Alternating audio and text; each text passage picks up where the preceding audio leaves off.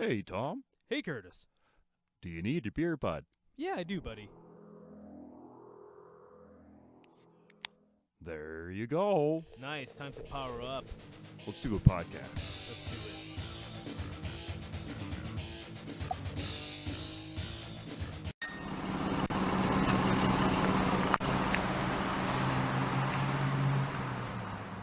Welcome to the Great Canadian Hosers. And yeah! Thank you. We're your hosts, Curtis and 8-Bit Tom. 8-Bit Tom. Yes. And today is our third podcast, which will actually probably be our first episode when it does get broadcasted online, whenever that happens. So, Or whatever, Patreon or wherever you listen to podcasts. yeah, we're going to figure out the distribution of the podcast when it comes. But today we have a special guest named Blair Butcher. Say hi, Blair. Hello. It's fucking cold outside, eh? Yes. So we're swearing. That's fine. Yeah, it's like what, minus 25 out Fuck there. it, we're Yeah. swearing. And last night, wind chill, like minus 40 something. And Yes, it's unrelenting. my pecker fell off the other day. Picker. My pecker fell off Pecker. the other day. Pecker, bud. Yeah, so cold outside. My pecker froze. Oh, okay. And He they're pitter-pattered actually, too we're long. recording from 8-Bit Tom's newly renovated studio. Full padded, full installation, new flooring, black walls, sexy. What do you think, Tom? I think it's like a room full of depends. Yeah, okay, so we got, what do you call these suckers here? These square thingies on the Blair, walls. would you like to elaborate? Those are audio baffles. So you be homemade audio baffles with sound insulation between the boards and what you use to build them, and the fabric is from Valley Village. Yes, very cheap thrift Valley store Village fabric. stuff. So an assortment of colors. Yeah, we got awesome camo leopard print. We got dark gay rainbow. And we have baby sky blue and some kind of weird zebra pattern of new age.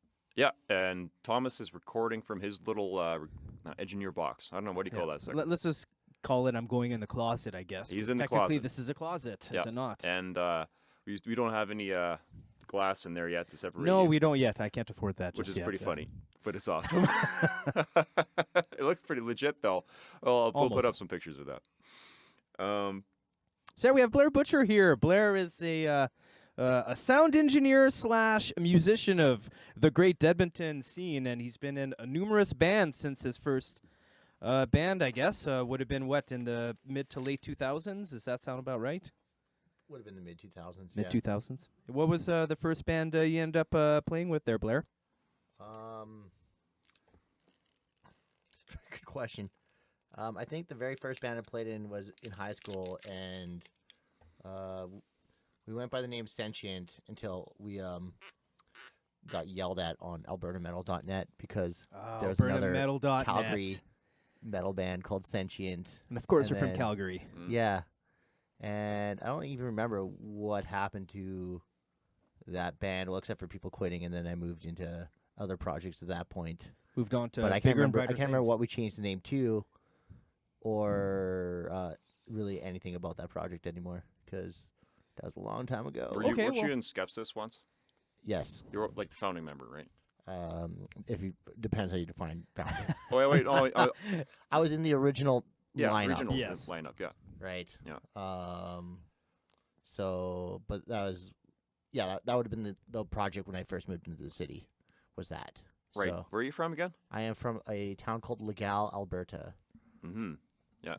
It's a French town, right? It's a Yes. rural town. Yes, it is.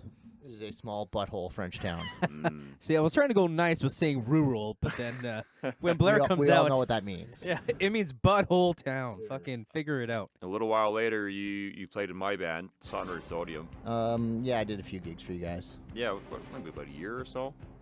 A couple of years, was it?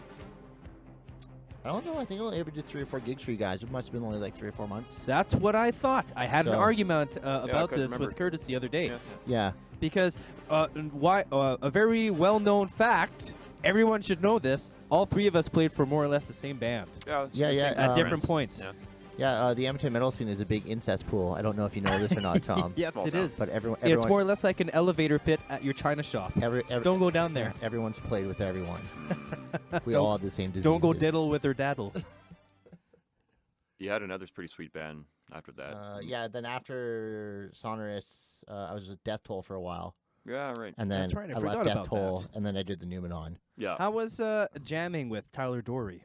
No, Tyler replaced me. Oh, I see. So, Okay. yeah. Okay. That's how that one went down because I led left, and then they got Tyler. So, who was part of Death Toll Rising at the time that you joined them? It was Drew, Jesse, Noobs, and Devin Davis Oh, yeah, Why Dev. does Devin Davis sound so familiar? because he was around. He was a big dude, Big bass player guy. big bass Okay. player, very loud, and I don't know what happened to him. So Yeah, he fizzled away. yeah, but that was that band at the time. We had Drew down here for one of our second podcast. Oh, wow. Copland, yeah, he was Yeah. in episode 2, pilot episode 2. Pilot 2. Yeah. Very fun guy to talk to. Also a very big wrestling fan. Yeah, we talked about wrestling a lot. bunch of wrestling in that podcast, one. I don't think that's going to happen this That's time around. definitely not going to happen today. I think that episode will be episode 3 when it's released. It'll be called It'll be called episode 3, pilot episode 2. Let's just call it Beta 1. Or Beta 2. Be or- those guys. Beta 1 Yeah, or Alpha 3. I don't fucking know. yeah. Well, then after that was what? I did the Numenon, Yeah. and then I did. After I left the Numenon, I did this hard rock project I don't want to talk about. And By the way, the then- Numenon, awesome band, ahead of their time, and I wish it didn't go down the way it went because I thought there was so much talent there. That's how I've met Blair before for playing with Yasho Blade, or how most people call it Shadow is what Blade. they call it, yeah. But Power metal band. yeah, and I can't remember or not, but I think Blair may have played with Yasho at some point or not. Definitely not. Definitely not. Okay. But though a fun fact is that my very first band, Yasho, had tried out for vocals That's maybe what it and was. jammed with us a few times, and then he decided that it wasn't for He was him. better than everybody. Well, I mean, he He's a good musician. Don't get me wrong. yeah, he's okay. Yeah, and then he went and started Shadow Blade. I think like almost immediately after that. Okay. So So just to show you guys, Edmonton is that small that everyone is interlaced with one another. yeah, we were It's all insane. teenagers at that time. Yep. But I think you're about 28 or 29, Tom. I'm 32 at the moment. Back then, I would have probably been in my mid-20s, yes. I was the old dog that no one wanted to hang around anymore. What was I going to say? Hold on. Right, the Numenon. So how I first officially met Blair, because I have seen him several times, either sharing the stage with him or being at the same show, because, again, it's Edmonton. There's not that many venues out there, and everyone knows everybody. And I never really formally met him before. I would just see him, this tall, lengthy guy who's this awesome shredder at shows, but never actually formally talked to him. And then eventually I moved to the, what street would that be? 118 Ave and 142nd Street Jam Space? Yes, the 144th Street Jam Space. 144. And that is where, at the time, Blair's band, the Numenon, played. And I had the awesome pleasure of playing with Meow Mix, Guardians of Power. And in the same building was the Lucifer Project, which I believe Blair's band was taking over their jam space. Oh, no, their jam space we took over. That's what it was. So But at one actually, the point- Numenon took over the original Lucifer that's Project. that's jam what it space. was. Yes. So when the Lucifer Project went to the jam space you were in, that's when like that room opened up and we were able to get into that building. That's right. Because originally we were jamming at Studio City, just in like the back alley there at Grant McEwen, that That's super right. sketchy building. Oh, so that not the Laser Quest building? No, it's across the street from Across the the Laser street. Quest. That's right. I 'Cause, remember like, Laser there was Quest Laser building. Quest at the time, and that's where like Dead Jesus Yes, and Dead the Jesus Order and Order of uh, Chaos. Yeah. a few other Probably projects. Civil Savage and yeah, somebody Civil else. Savage was in there, and that was a weird building. Yeah, it was. But even weirder building was, the Studio City across the street, where you had Stan, who was clearly a Polish gangster, and his 3 Asian sons, who sold shoes out of the store. So Blair was doing a lot of quotations, so maybe Yeah. there was something fishy with. I'm this pretty sure area. they're selling cocaine Shoes. out of the Cocaine made out of the juice. shoe store using shoe boxes. Because every time you go to pay your studio rent, everyone looks like they're about to draw guns on you. Yeah. And then one guy be like, "Oh no, that guy's cool. He's from downstairs." It's from downstairs. Let me go. Yeah, I probably looked a little more street gangster at that time in my life. So they probably But thought, that one jam space is where I met Blair, and I've never seen him a single time that I've met him without either having one of two things: a humongous mug of coffee, or a cigarette or both. That if ever somebody said cigarettes or coffee, Blair's face is the first thing I think of, because this guy would drink like, I don't know, 4 or 6 cups of coffee a day and like smoke like it was going out of style, man. So now that you don't smoke, Blair, do you drink twice as much coffee? I probably drink half the amount, if not a quarter the amount. Oh, it goes hand in hand. There you see, Yeah, nicotine they, affects you a lot. There's like a biomechanical mechanism where like nicotine helps the metabolism of caffeine. So that's why those two are, great friends. So like the more you smoke, the easier it is for your body to process caffeine. Therefore, you need to do both more. Yeah, because it's used to seeing something that's yeah. It's used to seeing that one thing all the time. So it's like, it's Joe. Just let him through. We've seen him before. Yeah, well, no, they just work with each other. They're synergistic. How was quitting smoking? It's good. Was it Long hard? time? Was it really hard? Or? Not really. It's one of those things where it's like I think they make it sound a lot harder than it is. I feel that's a conspiracy in some sort of way because, like, really, if you like try, it's not that difficult, And I have another conspiracy theory where it's like the NRT layer, the nicotine replacement therapy, is like done by the tobacco companies themselves. 100%. You're not really quitting the nicotine, right? So when I decided to quit, when I actually decided to quit and not like pussyfoot around it, right? It was just like, okay, let's just go cold turkey, right? And so like I went cold turkey. I like picked a day, went cold turkey, and fortunately, maybe on that day I got like probably the worst strep throat I ever had, just coincidentally. So I was like locked in a room for 3 days, which was perfect. Oh yeah. Because then like I'm locked in a room with strep throat for 3 days, and like 3 days is the how long it kind of takes to like get over 90% of the chemical out of your body, right? But then Is that all it takes? Yeah.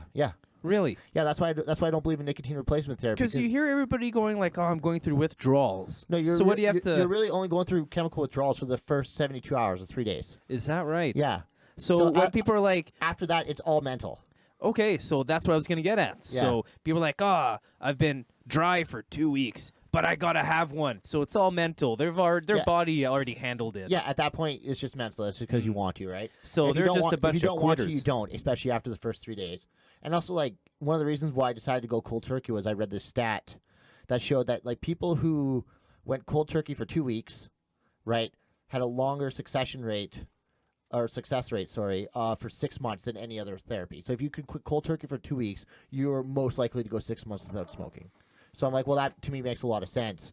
So then I just made my goal like 3 days and 2 weeks. And then after you get to that 2 weeks point, you're like, oh, it's not even that bad. Like I can like do stuff. It's not even... Getting over the hill. Yeah, it's funny. It's just like it's that initial pain that I think most people avoid. Yeah. And I was just like realized that I think that's the main fear for most people who are trying to quit that substance or any substance in particular, right? Well, speaking of substances, we have a special whiskey in the house. Before we get to that whiskey, Curtis, I have a plug that I have to do. Okay, sure. So in my hand, I have a very tasty beer. It's from Analog Brewing. It's here in Edmonton. It's called the Hive Bomber, and it's a honey wheat ale, and it's fucking delicious. And it has all this awesome Nintendo-style 8-bit art on it, which clearly you should know I'm all about. Right, that's Analog Brewing's branding is the video game, the retro 8-bit styling, I suppose. Absolutely, and they're open from Thursday to Saturday from 4 to 10 p.m. Right, So if you want to play some arcades and have some nice original brew, and maybe do a better pouring job than I did, because clearly I have no fucking clue how to pour it's beer. 8 inches of foam. It's like, that foam is fucking... There's more foam than there is beer, let's say. Anyway, check them out. You rushed that one. Back to you, Curtis. Sorry, man. I got Bareface Canadian whiskey in house.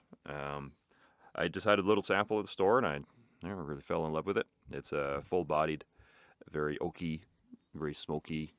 Did you not just buy this for the first time? I had a sample in the store. Oh, I see. So I opened it up, and I drank it from the bottle. Yeah. They made me buy it. I don't know why. The front of it has these claw marks as if it was a grizzly bear scratching a tree, making a mark, right? Territory kind of thing. And it's made in BC, and it's blended with...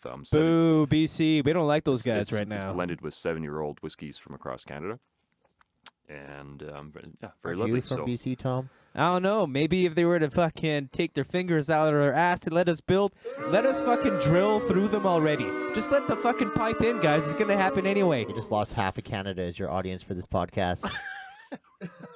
gotta listen. To that. That's only my opinion, by the way. That is not the official opinion of this podcast. Oh, that was a good little cork squeeze right on. Sorry, we're not going to dabble into the oil industry. I used to work as a surveyor and alongside the oil industry, and Blair more or less the same thing. So we're not going to go into that type of topic today.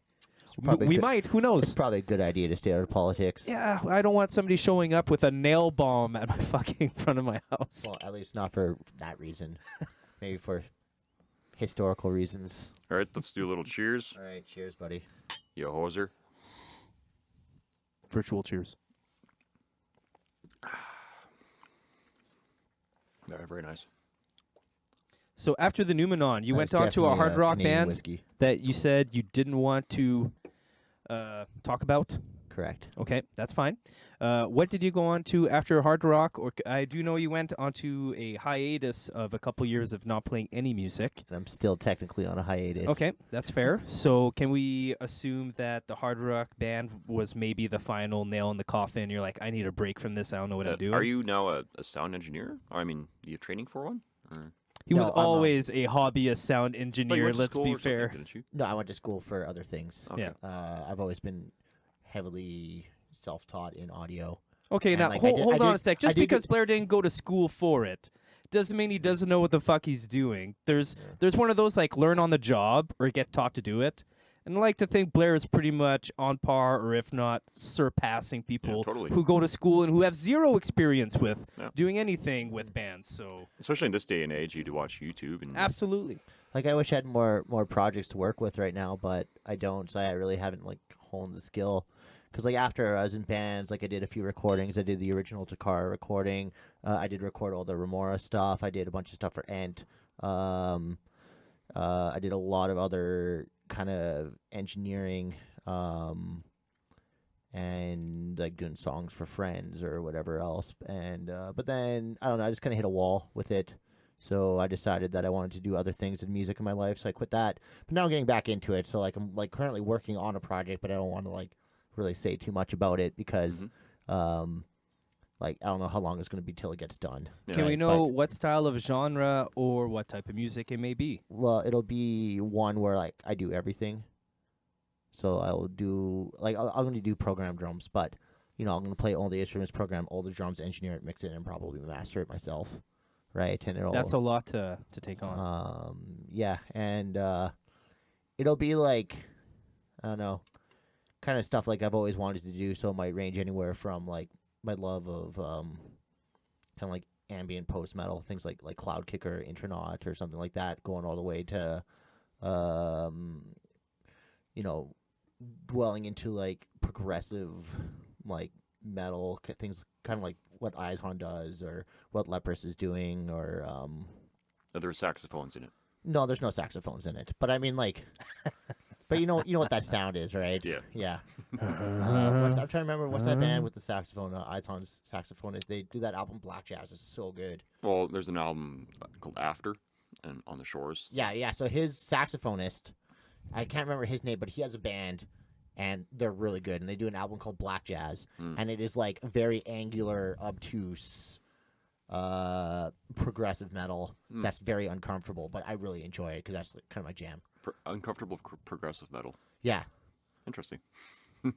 It's progressive, but you're not gonna like Well, it. because like, have you ever like there's You certain- wouldn't like it. Yeah. Yeah, progressive. You're not gonna It's like like, it though. You'll have things like like Dream Theater or Hawking or whatever else, where it's like very streamlined, like perfectly written, and it's all kind Yeah. of floofy with like clean vocals and It's everything's nice to listen to. it's digestible. Yeah, exactly. It's digestible versus like there's like this whole kind of scene going on in the Scandinavian countries where they make like this progressive metal that is like obtuse and strange, but it's still really good. So more or less You the know. same style, except you might burp or fart a couple times. Yeah. No, it's more just rhythmically or tonally, right? You're going to have a lot of like, chromatics and like diatonics and just like these weird, strange jam sessions and like harsh kind of industrial style vocals. And, it's very like expressive, but like not in the floofy So regular prog some way. flange might reappear. There's tons of flange. Flange. I bet. Yeah.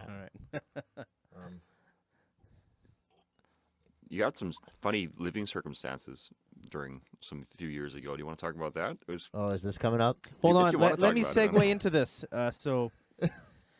There's a lot of people out there who don't know what van life is. Can you please elaborate what van life is, what newbie van lifers are doing wrong out there, and how to do it professionally Yeah. so that so the aspiring van. yes, like not newbie van life, but like pro van life. Because I feel like you're probably at the top of the chart up there. I would disagree. I would be Really? I would be like intermediate at best. If you ever go on Reddit and see what some guys are doing, this is definitely not the climate to be doing this in. You know, if I was American, it would be a completely different story. Are you considered homeless if you're living under a van? Technically, yes. I think Because technically, you don't have a mailing address. that's right. Though I do have a mailing address now. But And what if you had an office? so I used to live. Well, actually, I don't know what my current mailing address is, but I used to live in a box in Westmount Mall where they sell pipes and weed paraphernalia to high school kids. But unfortunately, that shop shut down, so my official address isn't there anymore. That's too bad. I think I moved to Glenora now, where they sell pizza instead, because you can just get a PO box and live out of the PO box, right? But yeah, what these guys are referring to, I guess, is Yes, van lifing. van lifing. Yeah, there's this thing called van dwelling. It's people who live out of their van, and if you don't own a van, I recommend buying a van because you'll understand why vans are awesome first and foremost. I do understand. Tom does because he's done this as well, I assume. I have. Right, and I don't know. I experimented with homelessness during the lovely summer months of this province, living out of my vehicle, and it was pretty fun. I'm not gonna lie, like, it's an interesting lifestyle. You know, you have to really solve a lot of different problems that you normally wouldn't experience. Where do you park your van legally so well, that it does not get towed anywhere? When you're First- sleeping, yeah. First of all, there's no such thing as legally parking. Oh. So you have to remember that. So, you know, it's either you're risking the law or you're basing yourself off the generosity of others, right? So, I mean, like, a lot of people are like, oh, you're a cool weirdo, so here, you can sleep in front of my house or sleep in my So driveway. that's what I was gonna ask. Right. Or some people are like, hey buddy, my driveway's yours, or dude, I got a heated garage, park her in. Well, there's never the heated garage. And, I quit as soon as the weather got cold. I'm like, yeah, I'm not doing this because, like, also I didn't have the right vehicle to do it. If I really wanted to do it, you'd have to prep yourself hardware. And what is the vehicle that you were doing this in? Oh, we all know it's a 98 GMC Safari, Tom. That's right. It's a beautiful 98 GMC Safari with that awesome burgundy red faded paint job that you know that the Canadian winters made it that way eventually. Yes, and The tires are not bald either, and there has been lots of replacements on this van. It's Mechanically- practically new. If anybody out there wants a 98 GMC driven by a superstar, let us know. We can start the bidding at, I don't know, $5,000, $6,000. sure, we'll start there and see where it goes after that. I can imagine the ladies are really into that. Definitely not. I can agree with them on this one. I had a 1969 GMC Vandura, and I was on Salt Spring Island, which is where all the hippies are at. and Yeah. they didn't even. Yeah, they'll think it's cool, but then They're not going to sleep in it. Yeah, that's all. That's all they want. It's like, oh, that's cool, and then they're like, get away from me. They're like, where do I pee? Yeah, no, they're not. They're not even hanging out with you. Oh man! If they ask where I had a portable potty that Yeah. you could in the van, right? Which is like as soon as you take a dump or a piss, it auto locks it in. Yeah. So it's a separate compartment that you have to dump out. It does not smell good. You almost puke when you dump this thing Yeah. out. Dump it weekly. So, like, yeah. Anyways, what you're saying about things that people do wrong. I don't think there's any wrong way except if running into the cops, which happened once. So try not to stay out of public parks because the cops will come and they will definitely lay down the law on you. I almost got banned from Stony Plain County in one incident.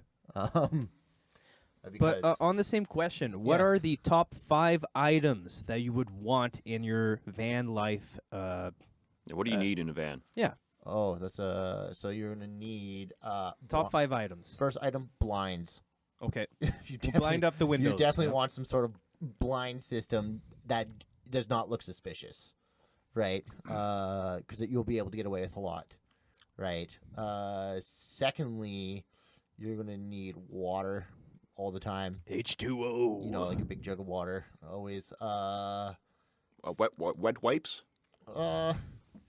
Yes and no. Like, I mean, you're never far from civilization in this world. So I mean, like, you can always go shower at like pools, or usually, like, once again, people are very friendly when you're explaining to them the experiment. You know, because I'd like tell people, it's like, oh yeah, you know, like I'm experimenting with homelessness to see what that's like. They're like, cool. If you want to take a shower at my place, I'm like, I will. Right. So wet wipes, not so much. A flashlight's definitely a good one. Flashlight. Okay. No, it really yes. depends. It really depends. Like, there's a lot of different. Okay, so hold on. So I'm thinking about stuff like jacks, flashlights, tools. I don't. Oh, well, I mean, I'm not I guess- constituting those as an item. I guess tools are. That should be any vehicle. Yeah, that should be any vehicle. But I guess that's truth. Like, if you go to like the van dwelling Reddit, you know, they'll say like the number one thing: pack as many tools and parts as you can. Because like for the most part, like I was staying relatively close to society, but like for a while, I would like definitely go fuck off to northern British Columbia or go to northern Alberta and just kind of disappear into the wilderness for a few days, right? And you know, if you break down on the side of the road, you got to be able to figure out how to get yourself out. So you know, I and- thought your number one item, yeah, and I'm surprised you didn't mention it, was going to be a mattress. yeah, I guess. I mean, Because this is van life, and you're going to be sleeping in your van. well, I mean, Are you going to just sleep on the floor or in a sleeping bag? Or you could, and I know a few people who have done that because I'm not the only person I know who's done this, right? Yeah. But I know a few people who have. I used to use a cot. I had a wicked hunting Okay. cot, Yeah. and it was very comfortable and actually worked out great because it was like maybe 2 feet off the ground, and I could put all my supplies underneath of it. So I was able to pack everything, you know, and go about my merry way, no issues whatsoever. So mattress would help, yeah, but you could sleep on the ground. Is Yeah, that when that's you fair. cut your hair? I remember you cut your hair. I around remember time, that eh? odd stage. I didn't like that stage. Blair's always had long hair, and then he cut it right off, and it's coming back now. It's It's growing like bad weed. it's coming back forever. Not the you're- kind of weed you'd want to Yeah, smoke. that's when I wasn't quite sure what I was doing with my life. Yeah, So I'm like, maybe I should try short hair. That was a dumb idea. yeah. Yeah. So I mean, like, I know you've always had long hair. I don't recommend trying the short hair thing because it just sucks. Though the thing is, like, when you have short hair, people are so much nicer to you for some reason. Was that you, Tom? Fuck yeah. Yeah, I think I've always we've all had long hair for most of our time. Tom goes in back and forth, but Yeah, I've had Tom's got a good mohawks flow, and but he fucking goes it up mohawk. fast, but I- Remember my mohawk mullet? That's sick. That was the coolest fucking thing I've ever had. I'm gonna have to copy that at some point. people don't really respect the long hair in dudes. Well, I think like now it's very trendy, so it pisses me off because like you know, Not so much. every hipster and their dog has They long they hair. think they like it, but in reality they don't. Yeah. Thank you, Tom. I'm talking about all the ladies out there. Yeah, hey girls, if you got long hair, don't shave it off because you look fucking ugly when we can see your Jesus Christ. There goes another 50% of our listeners. Sweet, we're now down to the three. people in Also, this to room everybody listening who to this. fucking shaves half of their fucking hair, it's not in. Stop fucking doing that. You're fucking I did that gross. for like forever, man. No, you No, didn't. straight you're undercuts? talking about the I'm Skrillex talking cut. about like half of Oh, your the square cuts. one half. Skrillex. Yeah. Yeah, that's fucking dumb. Stop That's pretty doing that funny. shit. I We think know you're it's gonna edgy. grow it out next year. It's edgy. It's cool. I don't think so. Checkers on the side of your head is also stupid. Yeah. Why don't you just get a fucking neck tattoo while you're at it? Also, people have neck tattoos. Go fuck yourself. Also, you know what else You is are- stupid? you- Getting your fucking last name tattooed on your stomach. I don't know who does that, but whoever does that. Oh God. You are like excluding everyone from this podcast now. Thanks, man. You're welcome, guys. Yeah. I'm gonna have to like apologize. To who? I don't know. I'm not on the internet. I can't get yelled at by That's what I'm anyone. trying to say. Both Blair and I were off social. We're off social media. I mean, this is pretty much the only social media. And YouTube. Do we even count YouTube as social media? I don't think so. I don't think so. So no. Try to find me, guys. Fucking bring it. I'll mail you my address. I'll Holy wait shit, for you. Tom Tom is- on YouTube. Tom is angry right now. What's going I on know over it. there, buddy? Fuck. It all started with fucking half-cut hair and fucking Oh my last God. name Gonna have to cut tattooed. this out. I hope. Hey. Editing. I'm just trying to save you. I have my last name tattooed on my fucking shoulder, and I think it's stupid. And if I could, I'm not kidding. Oh, that's what that says. Ask me how cool I think I am now. I never thought. Oh yeah. Did you always have that? I always thought that said. Since I was 18. I always thought that said reasons. You know what? If people ask me now, yes, it's reasons. It's raisins. Raisins. Anyway, sorry. I got us off course, Captain. What were we talking about? Living out of vehicles? Yeah, it's Yes, pretty fun. living out of vehicles. everyone And so should far, try you it. gave me a couple of items. You said that a flashlight would be a good item. You said that packing any tools would be good. And also, what was the other Honestly, one? like the number one thing is just Number one. blinds. Is what? Just blinds. Blinds. If you yes. can just like separate the inside of that vehicle from the outside world, it's like you can get away with so much. See, I was also going to say a very long extension cord. No, because you're not running power. But you might need to. No, this is where I'm getting with it. What if you got a really long extension cord and you want an electrical heater because it's that fucking cold? Well, then you're going to get busted because the whole thing about van dwelling is the fact that like it's kind of not legal. You got to be inconspicuous, Tom. You got to be Okay, very inconspicuous. okay. That's fair. That's why like some of my favorite dwelling vans on Reddit is where people take like E150s and 350s, like contractor vans, put like contractor like Jim's Electrical on them or something. And then they build up the whole inside to be like a sweet little apartment, but they look like a regular contractor van, so they can park in any industrial area in the world. No one's going to bother them. Right. Yeah. Right? So it'll just be like the whole back is like a beautiful enclosed little sleeping compartment with like lights and a television and like a little N64 or something. Right?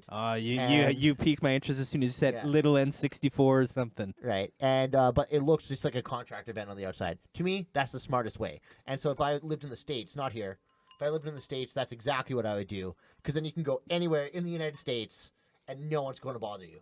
Right? Just find an industrial area, park it in, you're good for 8 hours. So, I have a question, Yeah. and it still has to do with van lifing. It's good. I hope And- the rest of this podcast is about van lifing. And I think it's a good question because the bylaws are very gray area. But if you No, have they're very clear. You're not allowed to be living out of your vehicle. now, hold on. If it's a vehicle that you end up installing an appliance into, what does it become? It becomes a motorhome, and you're allowed to Really? insure. Yes, it is. You're allowed to insure it under as a Class A or C, I forget, motorhome, and then you're actually allowed Does an to live in appliance it. include a toilet? An appliance is either a heater, a furnace, an oven, or a toilet. Where are you going with this? I'm He's saying if you put a toilet in the back of your van, it is now a motorhome. Okay, yeah, and then what does that give you? Now you can actually park at designated areas and plug in. You've taken your van a step further. Well, yeah, I mean, like if you're in a designated area, you're in a designated area. That's not a big deal. But the problem with designated areas, they usually cost money. So And when you're if, living out if of you your were vehicle, to you're trying to not spend money. okay, that's a good point. So if you were to You're trying park to your motorhome on the side of a Yeah. street in a residential street, You can't do that. The bylaw will come. Oh, okay. Right. Okay. So like basically, if you're running a motorhome in the city, it has to be parked in a driveway. Oh, okay. It Okay, can't that be makes parked sense. on the street. If you put a trailer on the street without it being attached to a truck, for example, right? It's like bylaw can come and officially ticket you and or tow it away. Okay, thanks for clarifying. Yeah, you're not technically allowed to live on the road, right? Certain places are very lenient. So, for example, Costco and Walmart and casinos, you're allowed to sleep in their parking lots without any question. In fact, once again, if I lived in the States, that's what I would do. Is you can just go from casino to casino, stay in the parking lot, go get like a breakfast and a shower there. well, it's because the casinos and Walmart, I think when you park on their property, they kind of know you're going to be coming in and out a lot as a customer. Yeah, exactly, and that's smart. I always see motorhomes Yeah. in Walmart parking Exactly, lots. because like Walmart's official policy is you are welcome as a motorhome or RV user to park in our parking lot. So like Begrime, Exemius, They're the band. the band. Yeah. I don't know them. They're black metal, thrash metal. Yeah, they're That is probably why I don't know them. Everybody, I do Oh. not listen to You black don't- metal. You don't know Lee Norland? Oh, Lee's the drummer Yeah. from the same Yeah, jam space yeah, I used. Yeah, his- I know Lee. His band. Oh, okay. Begrime. Yeah. So like when they tour the States, that's basically exclusively where they stay, is in Walmart parking lots. Right? Because they got a van they set up for like, touring and kind of sleeping in. It's kind of crude, but it works. And they'll just like go play a gig, find a Walmart, park in it, sleep in there, wake up, go to Walmart, probably get some like hash browns from McDick's or something, go to the next gig. And like that's how they tour. And they have zero issues, Mm. So How many guys are in that band? there's 5. And they're Five not big in a motorhome, dudes, but they're I in a bet. van. They're in like a Savannah. Oh man. That is not a big enough van for 5 large dudes. I mean there are 2 vegans in the band, so they're kind of tiny, but Yeah, they fart less. yeah. Actually, I think they fart more. right. That's why Yeah. everyone quit the faceless. Because what's his name? Michael Keenan went vegan and was like shitting his pants always. So that's why Evan Brewer and what's his nuts? What's that guy's name? Tom, the drummer from the Faceless. Alex Rudinger. Thank you. They both quit. Alex Rudinger did quit. I wonder what he's up to because he's actually a very good drummer. That is a good thing. I wonder where Evan Brewer went too, because like that guy. They were both like, phenomenal yeah, 'cause musicians. he was releasing some solo albums, but then I guess I dropped off the map. So I'm sure he released like 20 albums and I haven't paid attention. That's probably exactly what happened. Well, it's more yeah, absolutely, 100%. Yeah. What else you got on your list, Tom? Oh, the only thing on my list that I mentioned was the van life. That's all I mentioned so far. Yeah. But, Should I be getting? Do you want me to get to the list? Do you want to talk about more van life stuff? oh, maybe we No, covered that. let's put the van life stuff on the shelf for now. Oh, okay. Let me just I can talk. Oh, okay. You got paper. He's got I a bunch of shit. got it on hard form here, Oh yeah. and none of these are particular order. So I'm gonna start with the first one. Yes, I did write this on my Street Capital Mortgage annual statement. Pay down your mortgage loan, it says. Yes. So, my number one question for Blair Is is this an actual segment we're doing now? yes, this is Okay. Tom's top 10. Give me a news anthem there, Curtis. News anthem. Go. Tom's top 10. Number 1. What are your thoughts on communism? We shouldn't go over this. Oh, politics. I thought I said we were not going to talk about politics. Okay, all right. You know what? Okay, scratch that. Maybe at the end when he's ready to get angry. Number 2. Here's a better one here. So what's the big deal between 6, 7, and 8-string guitars? It seemed that musicians were doing so well back from the 40s, 50s, 60s, and 70s. Why would they think that adding more strings would do any kind of benefit to anyone when you can reach that having it in a different key or maybe adding a other musician? You can definitely tell you're a drummer. Yes. First and foremost, the 7-string guitar was actually invented in like the 30s, and it was used by jazz guys, but it didn't pick on back then. I did not know that. Yeah, because like B is a lot easier key for woodwinds to play. So you're talking about baritone? No, actual So like 7-string, actual okay, 7-string jazz guitars. B guitar. B is a Okay. key. Okay. So for example, yeah. for the listeners Got it. who may not be aware, the lowest Key and tuning's different. exactly, but Okay. the lowest note on your instrument is essentially enables you the lowest key you can play in. So when you have a 7-string guitar, your lowest note is B if you're not doing any alternate tuning, which means that you do a lot of stuff in the key of B, which is a lot easier for other instruments to play in than E, right? There's a second parter to this because I knew you were going to segue into that, by the way. Yeah, and I don't know. I think they just build the instruments and people like them, and no one really likes playing with bassists. So hold on. So I was going to get to this. Yeah. Do you think that they made an 8-string guitar just so that they could get rid of basses to make them seem like it is the way of the dinosaur? Like maybe they can't, just to show that, hey, I have an 8-string here. I can more or less hit some of the same notes. Do we need a bassist? We have 2 guitars. Let's just go forward with this. What do you think? Okay. For the first thing, like when they started doing 7, 8-string, and 9-string guitars, it was mostly shredders like Rusty Cooley. This was back in the 90s, and there was only a couple builders like Conklin that would make them, where they were looking to add more strings so they can do like bigger sweep arpeggios. And on a guitar, you actually can't go higher. Like this is the limitations of the strings. You actually can't really go higher than the high E, so they're adding low, so you can do like 9-string arpeggios for these crazy sweeps. And in modern times, you'll notice that bass is actually becoming more of a lead instrument.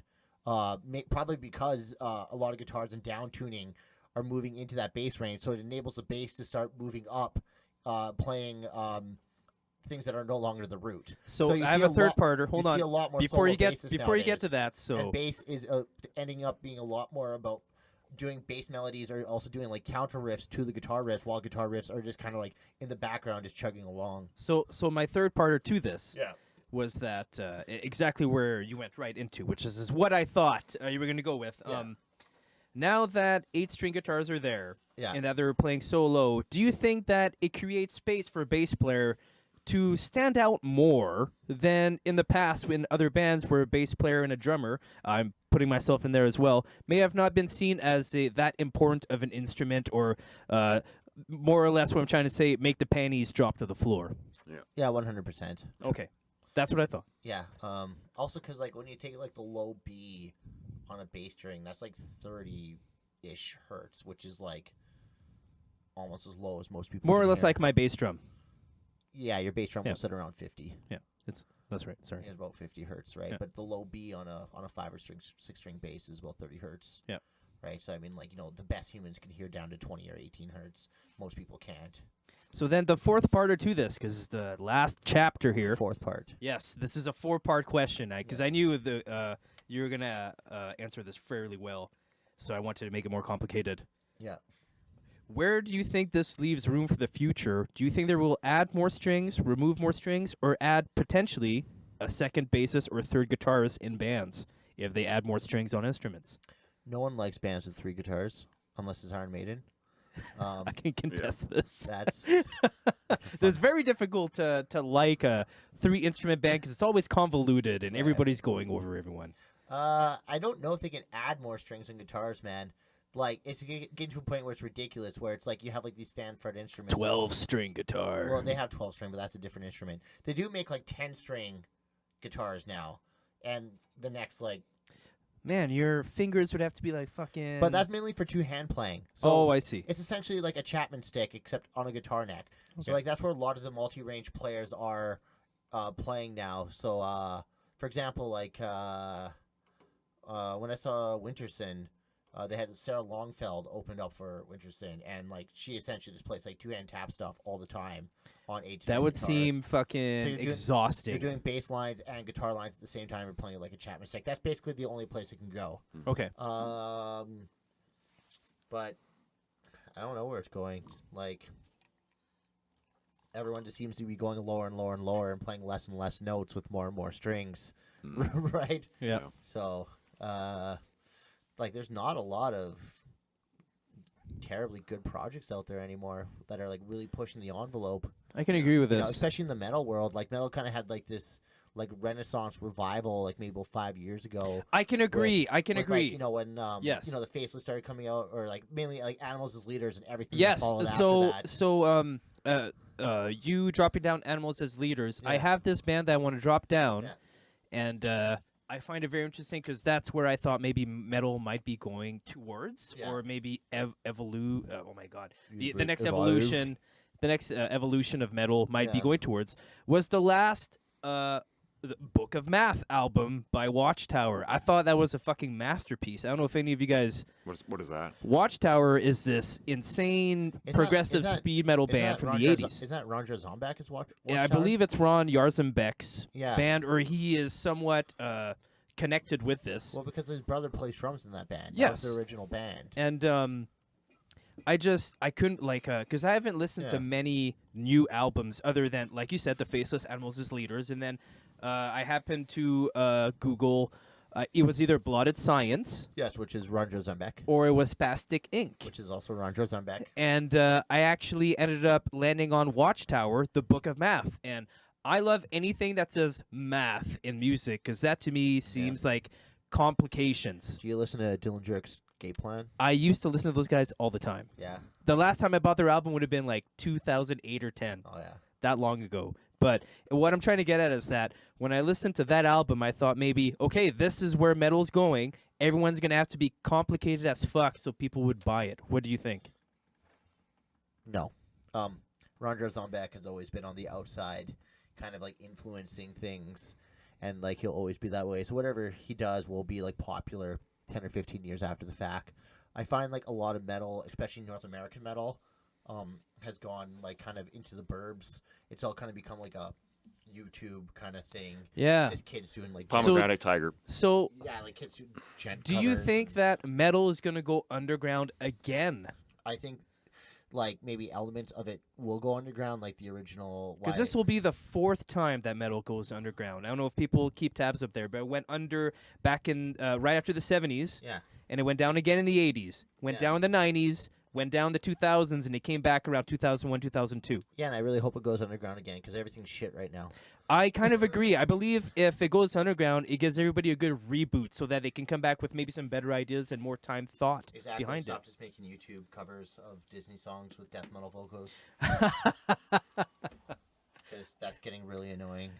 Yes, I know exact. I'm not going to get into that. I agree. I don't understand. That's when you know that no one has. I mean, fuck. You can really say the same thing with me doing video game music. Like, what is there left to do? But that's different. I've always had a very good fascination for video games, and I love video games enough that I want to do something about it. But like Blair told me last time, Video games are there for me to take time off fucking music. I don't want to play music with fucking video games. Fuck that. Precisely. I believe were his words. Yeah. Okay, well, thank you for saying. That's why my computer is dual boot. It dual boots into Mac so I can do music, and then it boots into Windows so I can play video games. ROMs and emulators, everybody. So here, are you ready for my next question, or did you want to Is this add number anything? 3? Well, technically, without answering the first one, because 'Kay. we're canceling that out, Yeah. this would be number 3.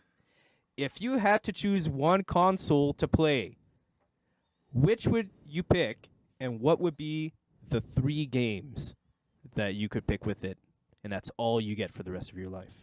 And I know that one for me would take a while to answer, but I figure maybe you might figure it out more. Just gut feeling. Go. Your gut feeling. I was never like super into console gaming. I was never like a console fanboy. I mean that as like also console, computer, PCs. Okay. Amigas, Commodore, whatever. Oh, okay, well, I mean, why wouldn't I just go with like the best PC out there right now that can emulate everything? Okay, well that's kind of takes away from the question. So that's why I have a second parter to this. Okay, Because I knew you wouldn't answer that. of course you knew that. You get 2 choices: Nintendo or Sega. You're in the cafeteria room. You have one table that's arguing about how awesome Nintendo is, and you got the power, Nintendo power. And then the other fucking table is all about Sega. Which one would you go with? I've always preferred Nintendo to Sega. Oh, all right. Well, likewise here. How about you, Curtis? Just I may as well ask. I never had games growing up. I played with toy soldiers. and Okay, sticks. so the next question. and this one, okay. Okay. I only So had like consoles that were like 10 years older. now that you spent more money on gear over the years to record yourself, and you probably ended up recording yourself more than jamming with bands, hour-wise, what are your thoughts on being a musician, and would you change and not be a musician if you had the chance To go back, you mean? to go back? Yeah. That's like How's that for a fucking question? Because I can That's- tell you right now, if I could change back, I would never fucking He's play asking you drums. if you regret your life. that's like the thoughts that happen in like my most depressed moments in life, man. That is my Because question. like it's hard to choose. Like when I look at all my stuff and everything I've done, like I'm super happy with it, but at the same time, it's like I could have done anything else. Absolutely, You and I know, think that exact You same know, way. you take the tens of thousands of dollars I've spent on gear. It's like For everyone out there who doesn't know, both Blair and I have spent way too much fucking money on gear. I spent money on gear from 2004 all the way to now. Blair, more or less, fucking same thing. And we're more or less what you call fucking hoarders because we're not getting rid of it. I have Blair's mixer here. I'm giving it back to him, but it's I've actually got rid of most of my gear. I still just have a whole basement full of it. when you say quote unquote, I more or less got rid of my gear, but my basement is full of it. That means you, in fact, did not get rid of most of your No, gear. At the highest point of my life, it's like I was renting this basement suite and I had like this. It was a hot tub room it was a garage that was attached to the house that somebody in the '70s turned into a hot tub room, and then obviously it wasn't a hot tub anymore, but it was like all cedar and massive. And then I got the landlord to take the hot tub out, and then I proceeded to fill that whole room with just gear because I was just buying and selling like an addict all the time. Yeah, You know, it's like just like pro audio gear. I had like hundreds of pieces of rack units. I have like books of just everything I've ever bought. I and sold. absolutely, man. You know, I can more or less. My mom's basement, I would call it the fucking warehouse because that's where I kept my Yeah. fucking drums forever. I had like numerous of drums and hardware. So they're like, "Hey, Tom, where are you going?" I'm going to the fucking warehouse to grab Yeah. some gear. So like the good thing about myself is like I've always managed to stay on the positive side of it. Like I've always been able to sell most things for more than I bought it for because like I'm a deal shark, Deal right? shark, yeah. You know, but like I'll spend like hours of my life on Kijiji and eBay like looking to buy shit, right? Oh my god, daily for me. Yeah, daily. it was a big issue with me. It still is. I have to like actively control myself. But even then, like I said, like I was just like going through my inventory. I'm on like 5 pages of like single-sided 5 pages. of single-sided paper. So like one item per line, 5 pages on like a Hilroy paper. Oh my god. And yeah, I could have done a lot of other things, you know, and that's where it gets dark. 'Cause- So you being a musician, having your own gear, yeah, you've been recording yourself for a while. But what I'm trying to get at is that, let's just say you're a young kid again. You're 17, 18, 16, whatever. You're getting to music. You want to be this musician. Now that you know everything that goes behind having your gear, playing a show, being in a band, making an album, recording it, and then playing live with that album, releasing it. is it worth it? See, like, unfortunately, the truth is yes, because like that's an experience that you get that no one else really gets. And like, I mean, we've all been around, and so I think like we probably all take it for granted. Like, I guess like maybe now I'm appreciating it more because like I don't play and I have no prospects for a band. I'm probably not gonna. I haven't played live in 4 years, and I probably won't play live. I haven't played live since 2013. So Yeah, for another, yeah. many years, right? But I still take all those opportunities for granted. Like I've done, myself probably over 100 shows minimum, like probably in the 150, 160 range between all my projects, which is, when I talk to other people, like they're all like, "Oh, I wish I could do something like that." Everyone's very envious of it. It's like I don't know why they're envious of the it. thing is, and I look at them, it's like you don't understand how much work that took. Oh my god! And then, oh yeah. but then, like I think in my head, it's like, yeah, actually, but like I put in that work. Like I mean, like when you started jamming with Sonar, it's like how many times a week were you jamming? 3. Exactly. For how many years? Like 8? 5. Okay, yeah, exactly. Like That's thousands of hours. That's serious dedication that most people don't do. Yeah. Everyone's like, I picked up an instrument for 6 months and then I stopped. Yeah. It's like Yeah, I picked up an that's instrument more or and less, I yeah. never stopped until I was like 28. Yeah, I Right. haven't. I've started since I was in my fucking mid-teens, and I still Yeah. haven't stopped. Fuck. And like like I have recordings and I've been on albums. Like no, most people haven't done that. Yep. And like it's cool in the sense the fact that like when you look at like things other people have done, it's like it stacks up probably more so.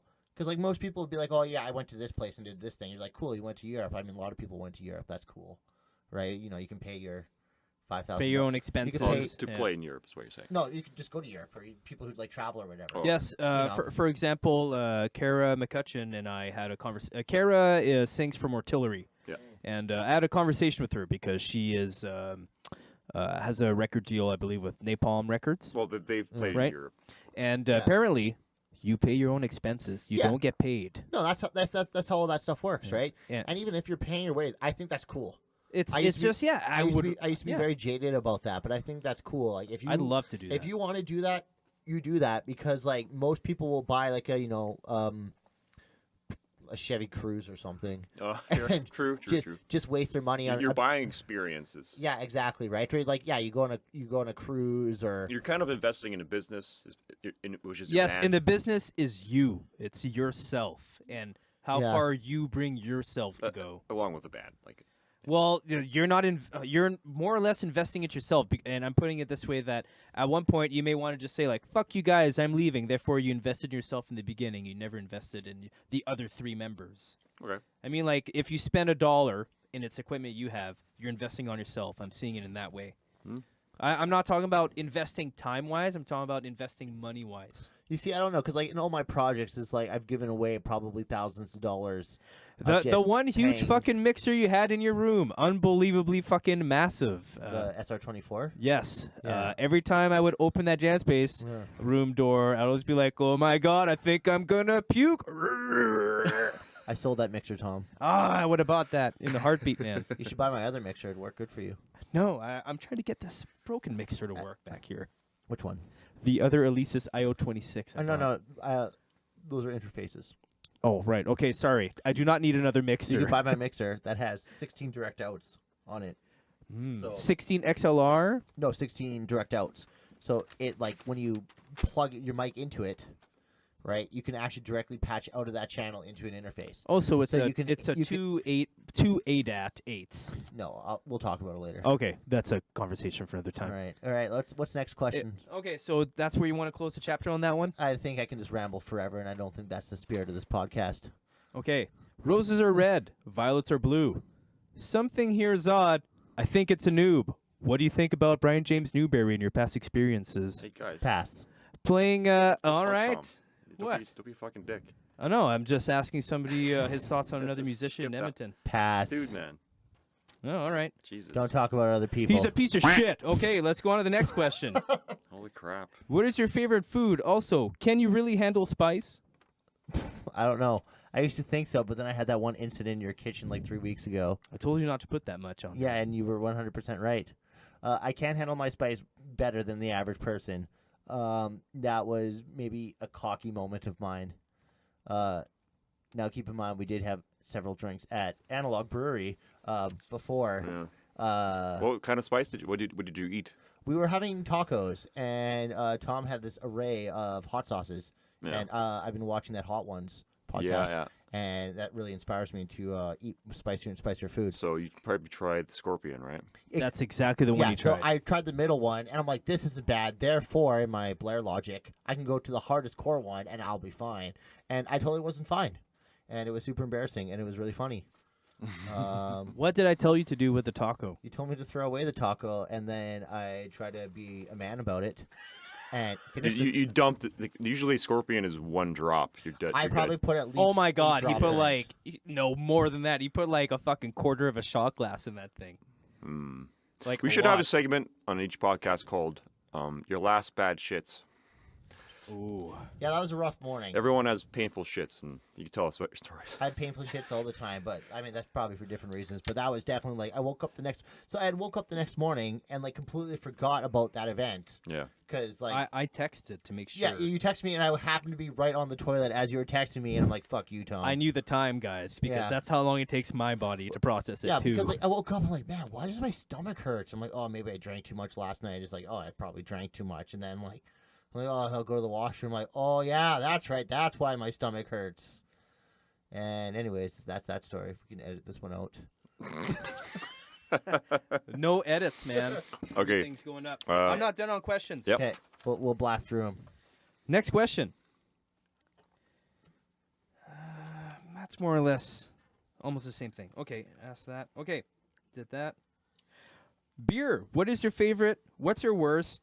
Can you shotgun a beer? And also, what is the most expensive beer you ever bought? And what's the beer that you most regretted buying?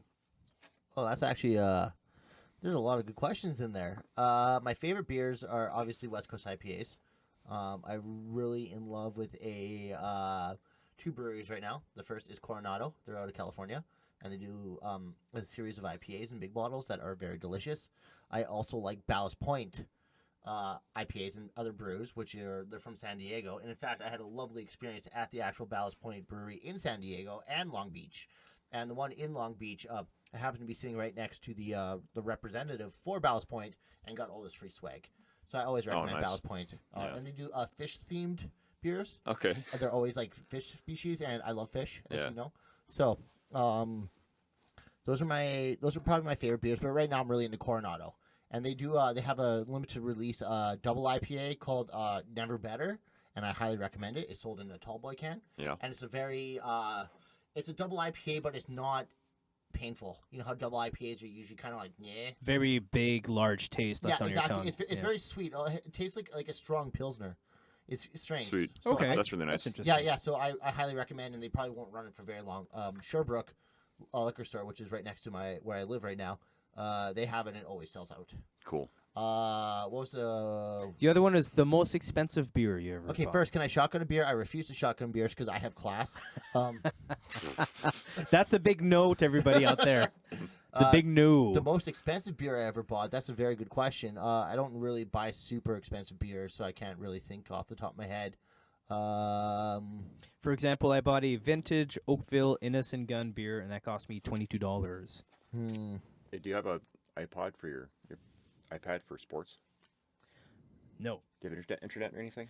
No internet Okay, on I'm this going to go PC. get it then. Pardon me? I'm going to go get it now. Okay, well, me and Tom will continue Yeah. discussing. Okay. But Angie knows where it is, right? Angie knows where what is. Your iPad. No. You have a Mac product, Tom? No. We do not know where that went, or I would have it back here. You have an actual Apple product, Tom? I do not own a single Apple product because I do not fucking I was like hoping to do Mac. sports, but I guess that's not going to happen. Do you want a cell phone? That works the same. We have 2 cell phones back here. I have basically unlimited data. Do your thing. What am I doing? You do sports. Grab your phone. Sports. I wasn't able to finish the question. I Yeah, feel. we still This have is some. for next. This is for... Okay. Sure. So anyway, the crappiest beer you've ever bought. The crappiest beer I ever bought was with you, and that was at an MKT place, and like the little girl waitress, she like was selling us on this like pumpkin ale that it was a special because we were there in October, and it was like Halloween or something, and they had like this pumpkin ale, and she was like sold it really hard. She's like, oh, it's really good, you gotta try it. And I get it. It was like the worst beer I have ever tasted. It was like one of the worst things I've ever tasted. Wow. And like I had to tell her, I'm like, this is like the most disgusting thing I have ever had in my life. She's like, oh, I like it. I'm like, I hate you. You probably got paid to say this. And because you're like 20 and kind of good looking, you sold it to me. Right? I don't fucking remember this. You're having like one of your AHS parties.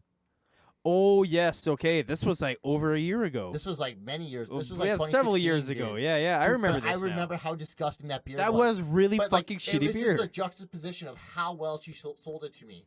She was like, we have this very special, like, limited brew batch pumpkin ale thing from this brewery in Alberta. It's like everything about it sounded right. I'm like, it's October. I should have a pumpkin ale. And it was complete horseshit. I agree. Well, there's some pretty good ones out there as well. You have $25 in your pocket. I What kind of beer do you buy? My go-to for $25 is I would probably get, if I have to spend a maximum $25, Maximum. Shipwreck IPA. Okay, so that would be a 6-pack. Yes.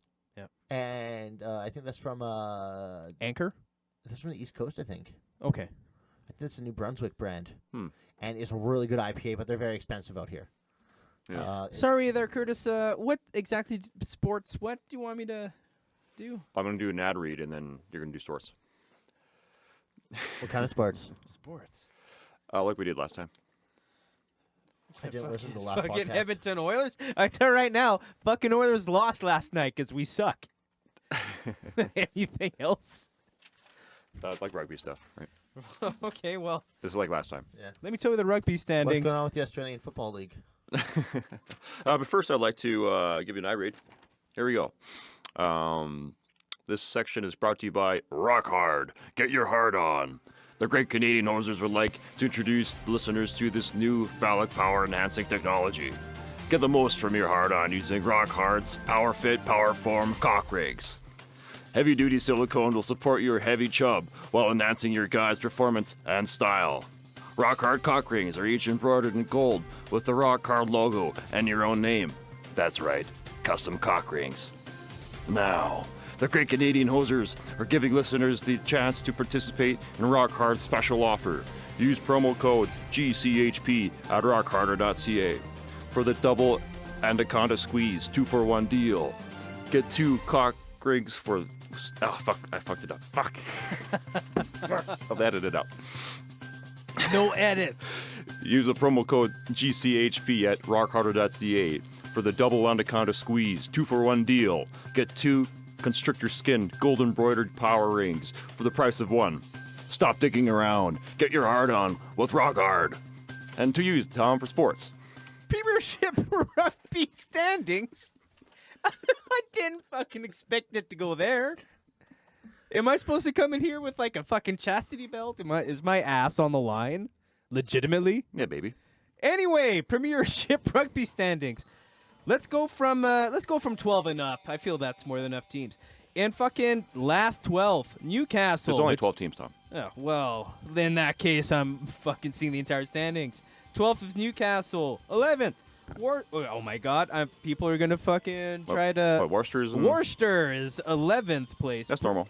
Bristol is 10. Yeah. 9th is Northampton, which has surprised me because they have a lot of young, hip talent. They're actually pretty good. Yeah, it should be better.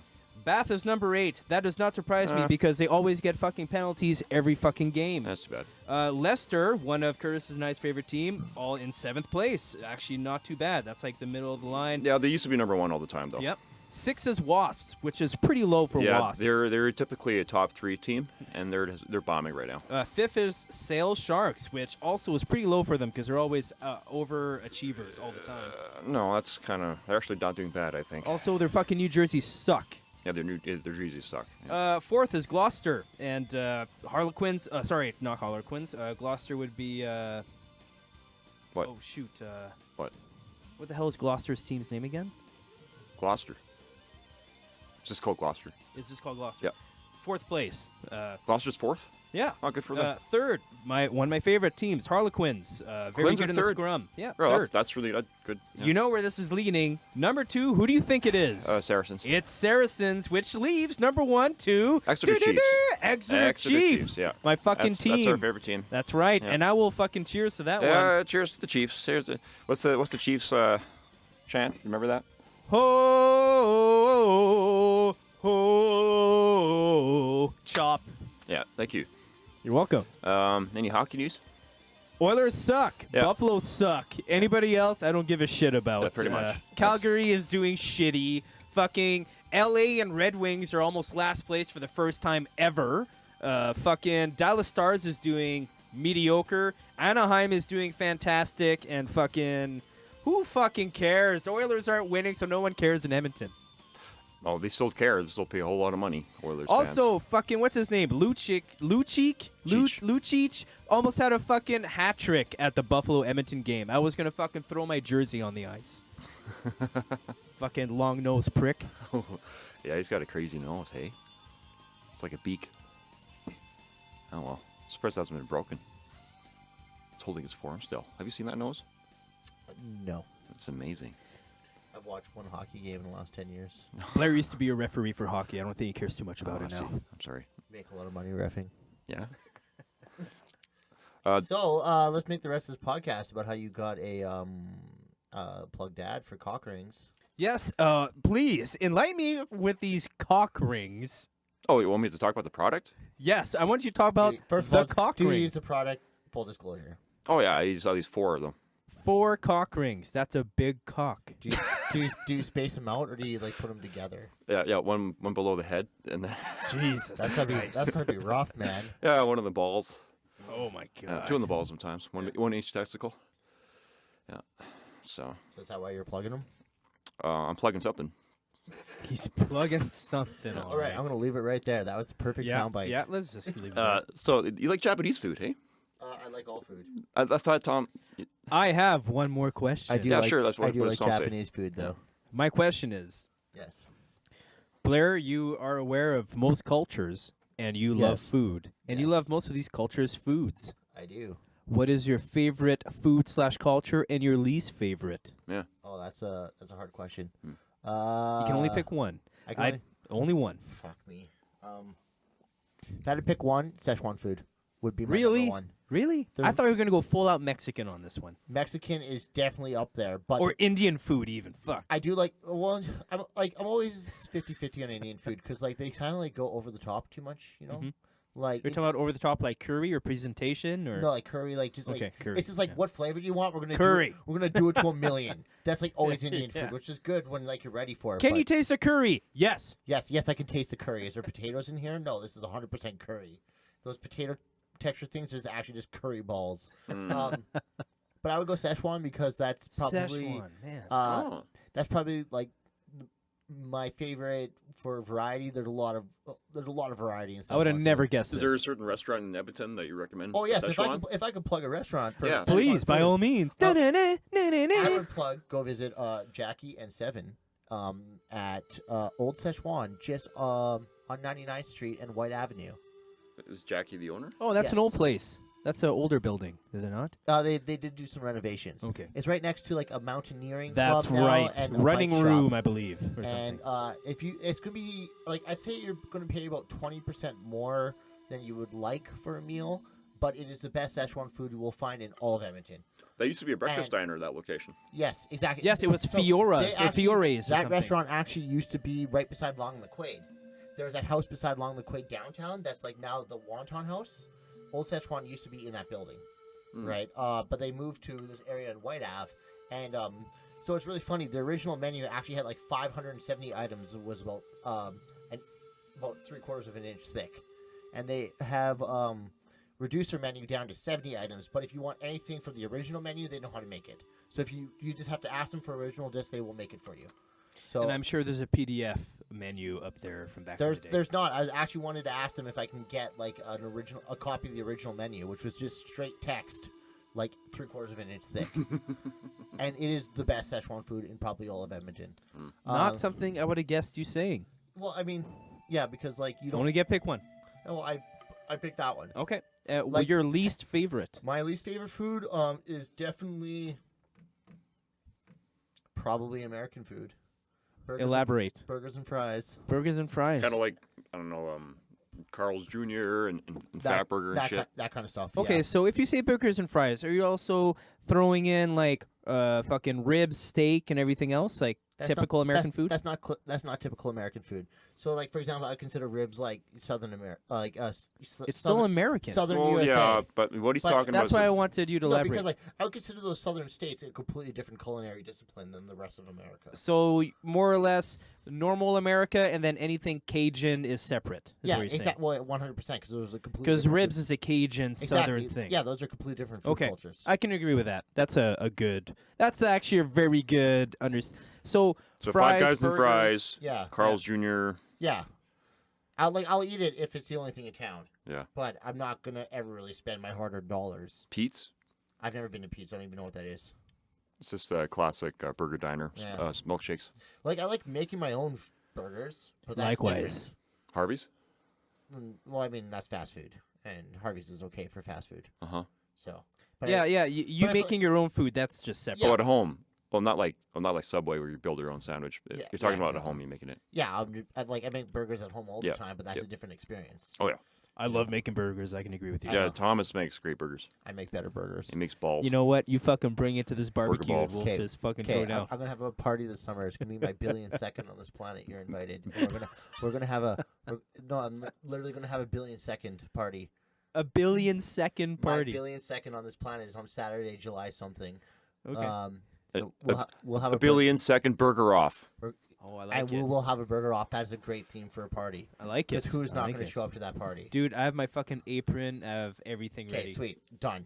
This is already planned. I will get the exact. I know it's like either the second or third weekend of July. Okay. So I will text you. there.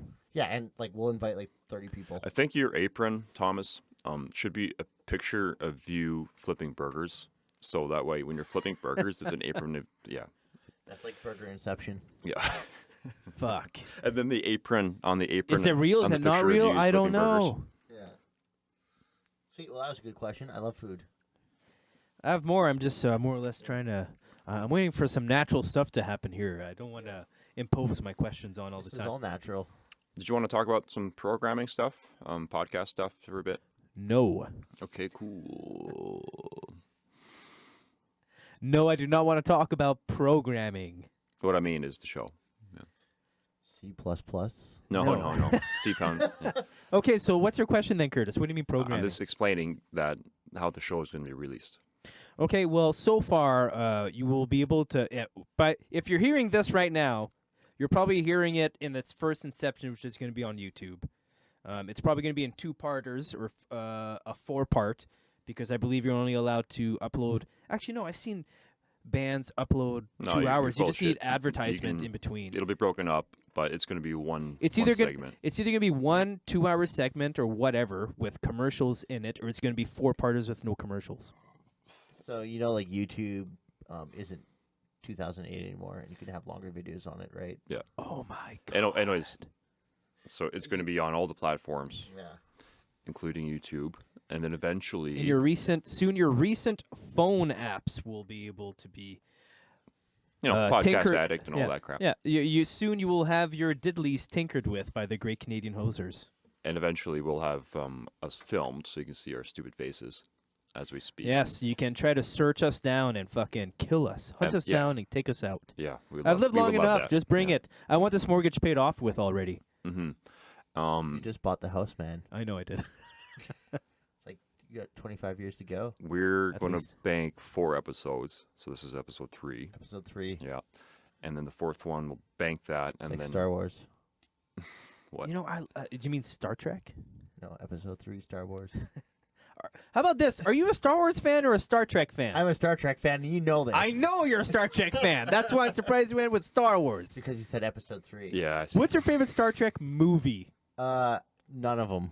Really? Yeah, because movies are sacrilege. Not Holy even, shit, you're not even, hardcore. not even when. Okay, there goes our whole Star Trek fans. Oh, so, not even when they have to try to go find the fucking whale.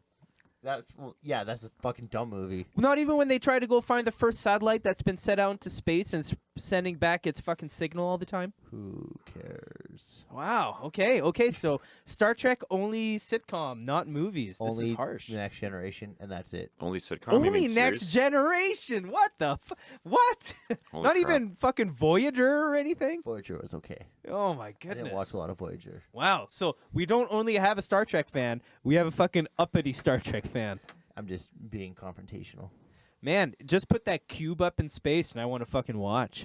Fucking, what is it? Resurrection, the best one. Cube up in the space. Put that fucking cube up there. I'll pay and go watch it. Oh. Goddamn about right. Borgs. Anyways, back about the podcast. Well, Yes. I was just explaining that quite potentially this is going to be episode 1. And I'm then, glad to be your first. Yeah, and then episode 2 and 3 will actually be pilot episode 1 and pilot episode 2. Yeah. So our first 2 episodes that were recorded. Since then, we've upgraded the studio. Thomas put a lot of work into this room. And Too much work. I should have fucking been shoddy and whatnot. And if anyone is wondering, I basically designed it. He's not lying, everybody. I more or less asked him, what do I need to buy? He's like, buy How- this kind of fucking How installation. do I do it? Where do I go to get the information? I was gonna, here. and he's not wrong. I was gonna build the floor first and then the walls, and he said, no, build the walls first and then the fucking floor. So I did.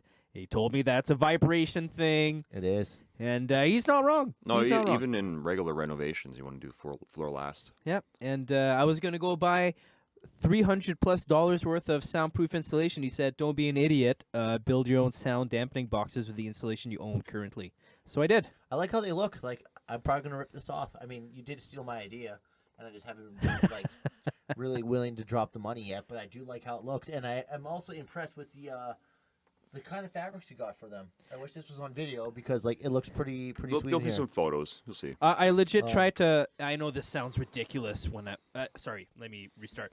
I know it sounds ridiculous when I say I go to Value Village to buy bed sheets to do these sound dampening boxes, but I did try to almost match. It was difficult because Value Village has all these ridiculous fucking colors. I know. Just try to think about how many people shagged on this particular Oh, bedsheet. dude, no black lights in here. That's for sure. Yeah, never turn the black light on. Don't in turn here. a black light on. Maybe this one, the two man, who the hell knows? Is Yeah, like, that leopard that's like- print that's thing like probably got the leopard most desert action. Camo. That's definitely some sort Well, of. now hold on. It's either the leopard camo that got the most action or the dark gay rainbow because that might have had some man on man stuff happening on. I was just gonna say, but that's no longer politically correct. No, I guess it isn't. And also, like dark gay rainbow isn't just dark rainbow. Hmm. Oh, okay, that's fair. Hmm. You know, is there a straight rainbow that I'm aware of? Because I'm definitely not. Well, I thought the rainbow was straight my whole life, and then apparently Oh, they apparently took it it. was a symbol. They took it away They from took that symbol. We're going to have to edit this out of the podcast, everyone. No edits. us. There's ducks in here. Oh, there you no, go. that's booze. Wow, that almost clipped. Not Can I have quite. like another sip of that? Just like a splash. Would you like a Coke with that as well? No, I just want to like. No, the Coke is That's this. pretty good, thank you. This whiskey is too good for the Coke. So yeah, my I just I goodness. just want to drink it neat because it was like very tasty. it is. Let's talk about it again. It's called. Is this from Alberta? This is a BC blended whiskey, and Oh. it's called Bareface, and it's a newer whiskey. It's very Canadian. It takes Canadian it tastes very, whiskeys from all very across Canada. Canadian rye. They're all 7 year aged, and it's called triple oak because it takes 3 different kinds of wood. It takes wood, the barrels, I should say. The barrels are made out of Hungarian wood, and they're made out of Hungarian. Those are some people you need to keep your eyes on. The gypsies. Want to hear a fun fact that I learned, Tom? Sure. Did you know that the Romani gypsies are actually not European descent? They are actually descended from people from northeast India. Get out. Yes, so the Romani gypsies in Europe are actually Indian in genealogy. I had no idea. For some reason, whenever somebody said gypsy, I thought Russia or Georgia Yes, or and those, right? yeah, they're all from those areas, but they're from a nomadic tribe that had left northeastern India and just happened to wander into Europe and then proliferate. That is a hell of a fucking walk, buddy. Yeah, it's absolutely fascinating. I recommend reading that wiki page. How would you even put yourself in their shoes? You're going from this warm climate, and then you're walking through like the fucking worst weather of your life. Well, I think like if you're being persecuted and people are trying to kill you all the time, you just end up walking away from them. What year do you think this would have happened around? This actually happened around 800 to 1000 AD. Tom. So very fucking cold, more or less. Yes, that was during the mini European Ice Age. Oh my God! I thought the Ice Age happened so around remember, 1100. these people didn't have Maybe. These people didn't have awesome boots or shoes. I Okay, imagine it they was fig- cloth or fur. I imagine they figured it out as they went along. Jesus They Christ! probably had Arc'teryx and mountain hardware gear. Yeah. Definitely North Face because that was very common back during the Dark Ages. Oh, I suppose so. I mean, technology wasn't very fucking hot back then. Well, I mean, Dark Ages. Yeah, North Face was around. Yeah. Okay. Definitely Timberland boots. Yeah. Fucking commercials. Thank you, Blair. No problem. I will endorse any and all of those if so desired. It's fucking cold outside, guys. It is 100% cold, and it's not even that cold relative to other parts of the world. Who wants to hear a fun fact from yesterday? Oh, yes, me. Here's an amazing fun fact that I discovered yesterday. I do. I Yes. do. For the record, what's the day? The 9th of February? Yes. Yeah, sure. Today's the 9th of February, so on the 8th of February, which was yesterday, the coldest place in the world, of course, was Antarctica. Right? Whatever research station, you probably know what it's called. The one that's right south of South America. Oh, yeah, that's where the Thing was at in the movie The Thing. That's where the alien was. Okay, sure. Anyways, that was the coldest place in the world, but you don't want to know what the second coldest place in the world was? Fort McMurray. Vegreville, Alberta. Get the fuck out of At here. minus 37 without wind chill. Yeah. Fucking And then- Viagreville minus 37. Then the third coldest place was like somewhere Siberia. in Siberia. Of course. So if those who are living in Vegreville, which is kind of like my romping territories from my maternal side, being Ukrainian and all, coldest place in the world. The pierogies are Second. frozen hard. Yeah, that egg is frozen solid. Fucking Siberia, where you can literally see ice come off of their chimneys. Yes, Jesus. I love those Vegreville. documentaries. Yes, Vegreville. Have you seen pictures of Siberia? Because it's all white. I watch many. It's nothing but white and I clear. watch many documentaries of the people. Do you in see them Siberia, walking and on the sidewalk? I The actu- kind of shit they have on their feet and the fucking I crap. am like jealous of their lifestyle sometimes. But it's so cold every day. Well, I mean that's called being awesome. Okay, now correct me if I'm wrong, but back Like, you during think you're tough? You're a I don't think piece I'm of tough. shit pansy. Oh, you're talking to the those general fucking audience. people. Okay. Like I don't think I'm tough at all. I like watch people in Siberia. It's like that's what I should aspire to be to. So, Leathery. Yeah, leathery and just tough. Like that is sweet. Like nothing's taking you out. correct me if I'm wrong, but Yeah. back during World War I, World War II, whatever. When the Russians said, "Work harder, or we're going to send you to the gulags," where are the gulags? The gulags are Russian prisons.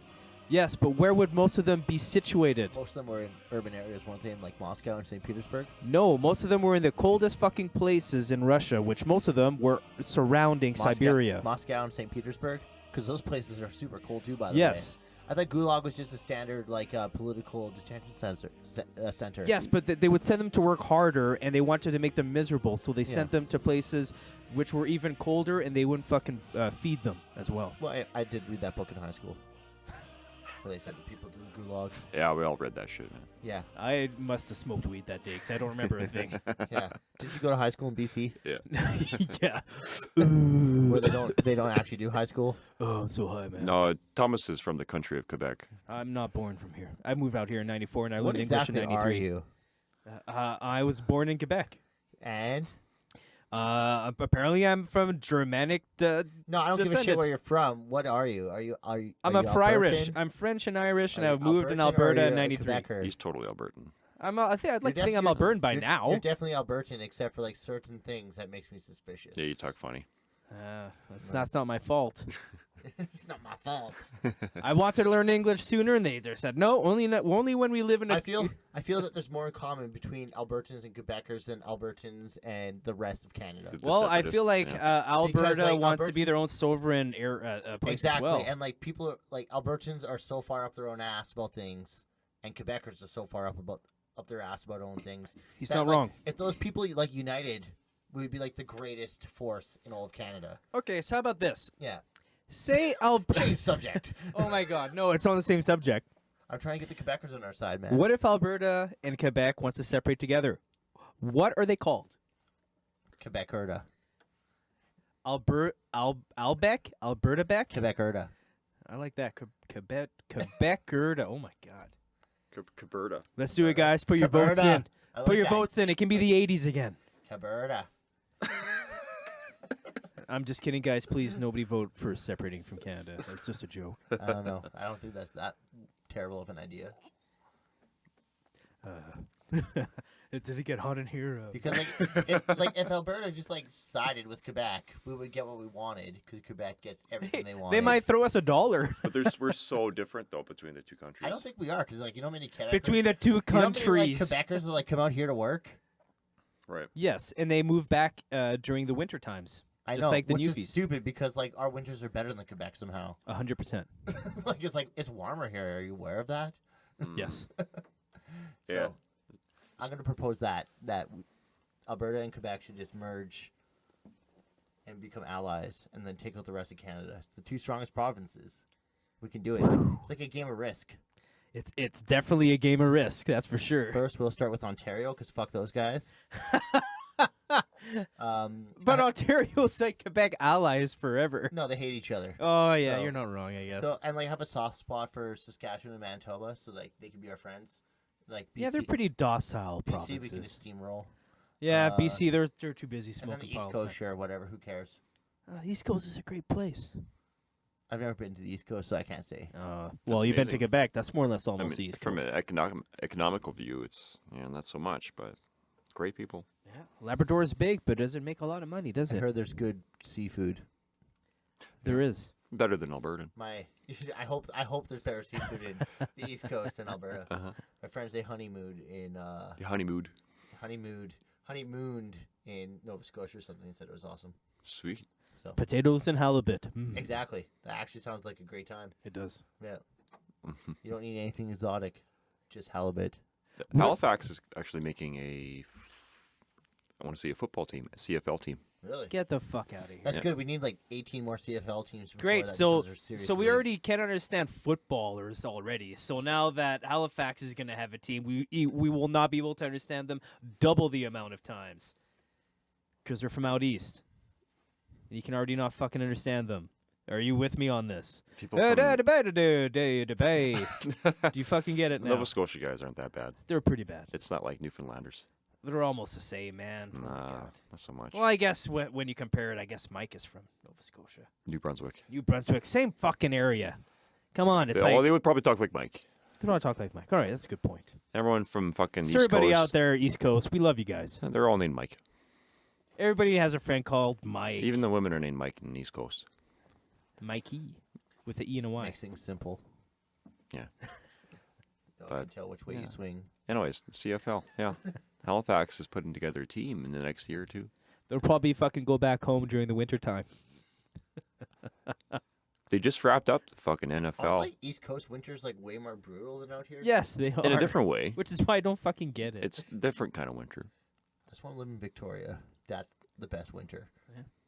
Definitely. It Yeah. rains, and that's it. It's just kind of windy and rainy and cold chill. Put on my shell.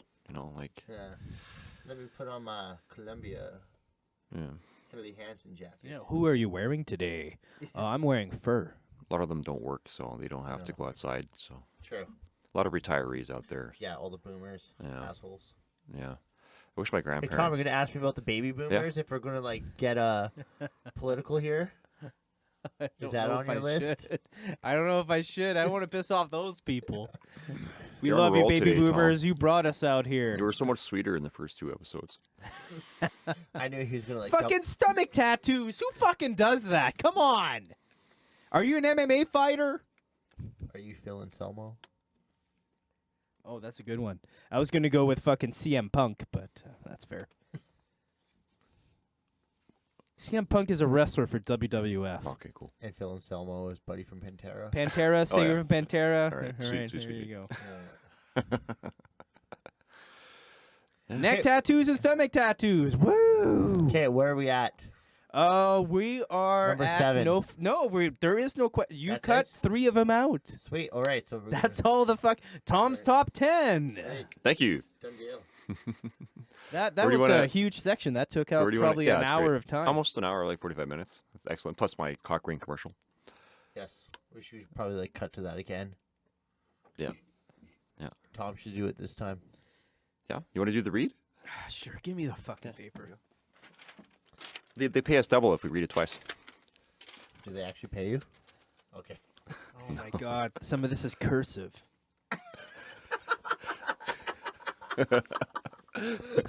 I can't read this. It's cursive writing. I never learned to read. It's not cursive at all. This is how I write. It's actually. Can you type it out for him? Can you read it? Can you read it? I can't type not that reading out. the cock ring I can't commercial. read that. That's not bad, but I could not read that off the fly. See, Blair can't read it either, okay?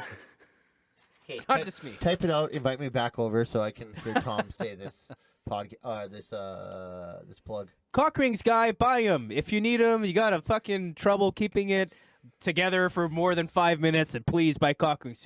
Who are we fucking sponsoring? Enhancing your guys' performance and style. It adds performance and style. Sorry, guys. Didn't Rock mean to- hard. Get your heart on. Rock hard.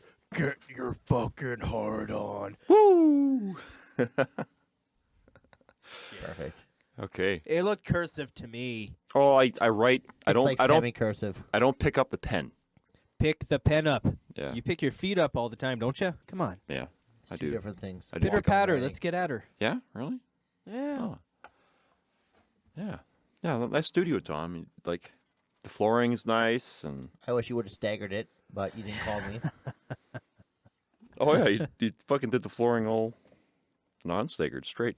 You're supposed to like stagger it into threes. I did not know that. You could have called me. Again, this is the first time I've ever put this in. I'm more or less going to put carpet over everything. Okay, that's okay, but you could have staggered it. I know. But overall, I think it actually looks a lot better than I thought it would.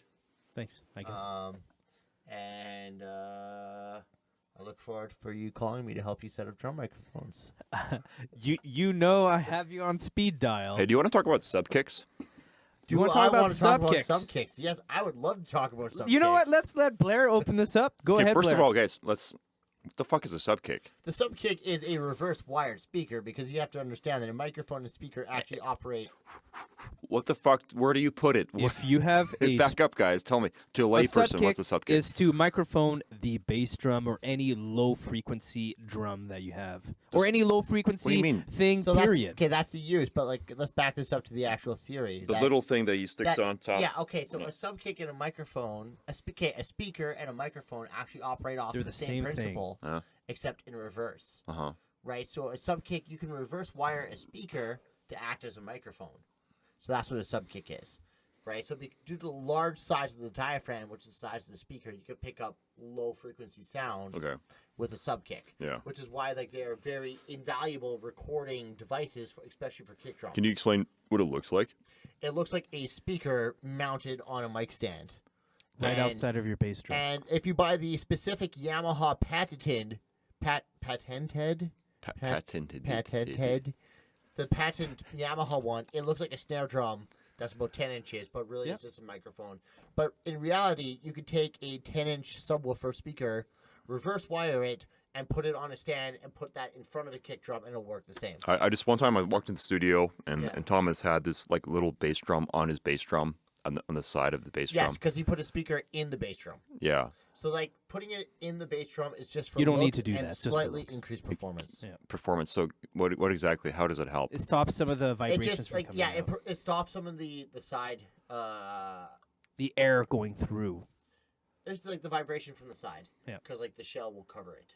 Yeah. Right. If you just have the speaker, then it's for those who cannot see us. I'm making hand diagrams. Yeah. Okay. Speaker. You know, if there's vibrations coming here, the speaker will pick it up. If there's a shell on top, the shell will stop the speakers. Uh-huh. So then you get a more directional sound. So It picks up lower frequencies than normal Yeah, bass exactly. drum It like literally microphones. picks up 500 hertz and under, but it creates a beautiful model of the 500 and under hertz sound. It's true. So I recall, and this is going back to earlier in the podcast, the first time I met Blair, when I opened up the Jam Space store, his drummer, Devin, had this thing in had front. the original sub kick, Had the original sub-kick. Yamaha sub kick. And I recall back in the day, guys, we used to buy magazines, and before the age of the internet, you would find out what new models and equipment would come out through magazines. So Yamaha had this Yamaha Subkick, and I've always wanted one. This is old technology. This was back before the 2010s. Very fucking old. Okay? Yeah, like Subkick started becoming popular around 1999. Yeah, it's very old, and I always 2000. wanted one, but guess what? It never became cheap. It was always expensive, and then Blair told me Devin got it for very cheap, and I got very fucking pissed off because I've always wanted one, and I've never had one, and I've been drumming longer than Devin. Devin's a fantastic drummer, by the way. I'm not taking Should have anything. him as a guest. Devin is such a great drummer. He's one of those amazing abstract drummers who can just fucking figure it out if you ask him something to do. But he had one of these Yamaha Subkicks, and I looked at him. I never met the guy before, and I'm like, fuck you. Because I always wanted one of these. Like, what did I do? I'm like, that's awesome. I always wanted a Yamaha Subkick. And he's like, it's awesome. I'm like, yeah, I fucking know it's awesome. But anyway, then you fast forward years later, like, I was talking to Blair, and I'm like, man, I always wanted a Yamaha Subkick, but I can never afford one because they were still $750. They're so expensive. They're very expensive. because They're not Yamaha cheap got still. the patent on them, Yes. right? They're not cheap. Are So they then that good? I don't understand. they're how very why- good. They're very Yeah, good. if you have the channels, like throw in a Subkick, like you can mix them in. Like they're very versatile. You can make it do like a click sound. You can do whatever the fuck you want with it, man. like they add like the chest to the bass drum. yes. That's why remember when I called you this week about PZM mics. Yes, We'll I talk do about that recall. later. Yes, we'll talk PZM about that later. mics is the opposite side of that, where instead of using a speaker, you're using your wall as the diaphragm to pick up your sound. Okay, I see. So we'll talk about it later because that's not podcast material. So I ended up making a couple of Subkicks, and I called them fucking A kicks, and then I still did the stupid little frequency wave yeah, on the clock. I remember because you put like cotton on them. Yeah, that was actually a triage bandage that I stretched out over it for when you break your elbow and you need to put it Okay. in a sling, right? So I more or less like talked to Blair. I'm like, "Is this easy to make?" And he's like, "Do you know how to solder?" Yes. Okay, just fucking get rid of the ground and fucking reverse the wires. That's all it is. So I did. I had two 10-inch subs in my old 1964 Dodge A100. To you people out there, is the Scooby Mobile. It's a mystery machine. Was that not the original Volkswagen van in the Scoop? Yes, it was. It was. So not So- the Dodge 100. The Dodge A100 was the original mystery machine. Are you sure? Yes, 100%. Are you sure it wasn't the Volkswagen? It was not the Volkswagen. We'll talk about this later. We'll talk about it later, but I can 100% tell you that it is. Over fisticuffs. But I had these two 10-inch subs. I have not been driving my van for a while because I have it parked during It winter. doesn't drive. It drives fine. It had It's no brakes The- and no power steering. no power steering. It no goes forward. It goes forward and it turns on. But But a great story. I more or we less could took talk about after this. more or less took these two 10-inch subs out.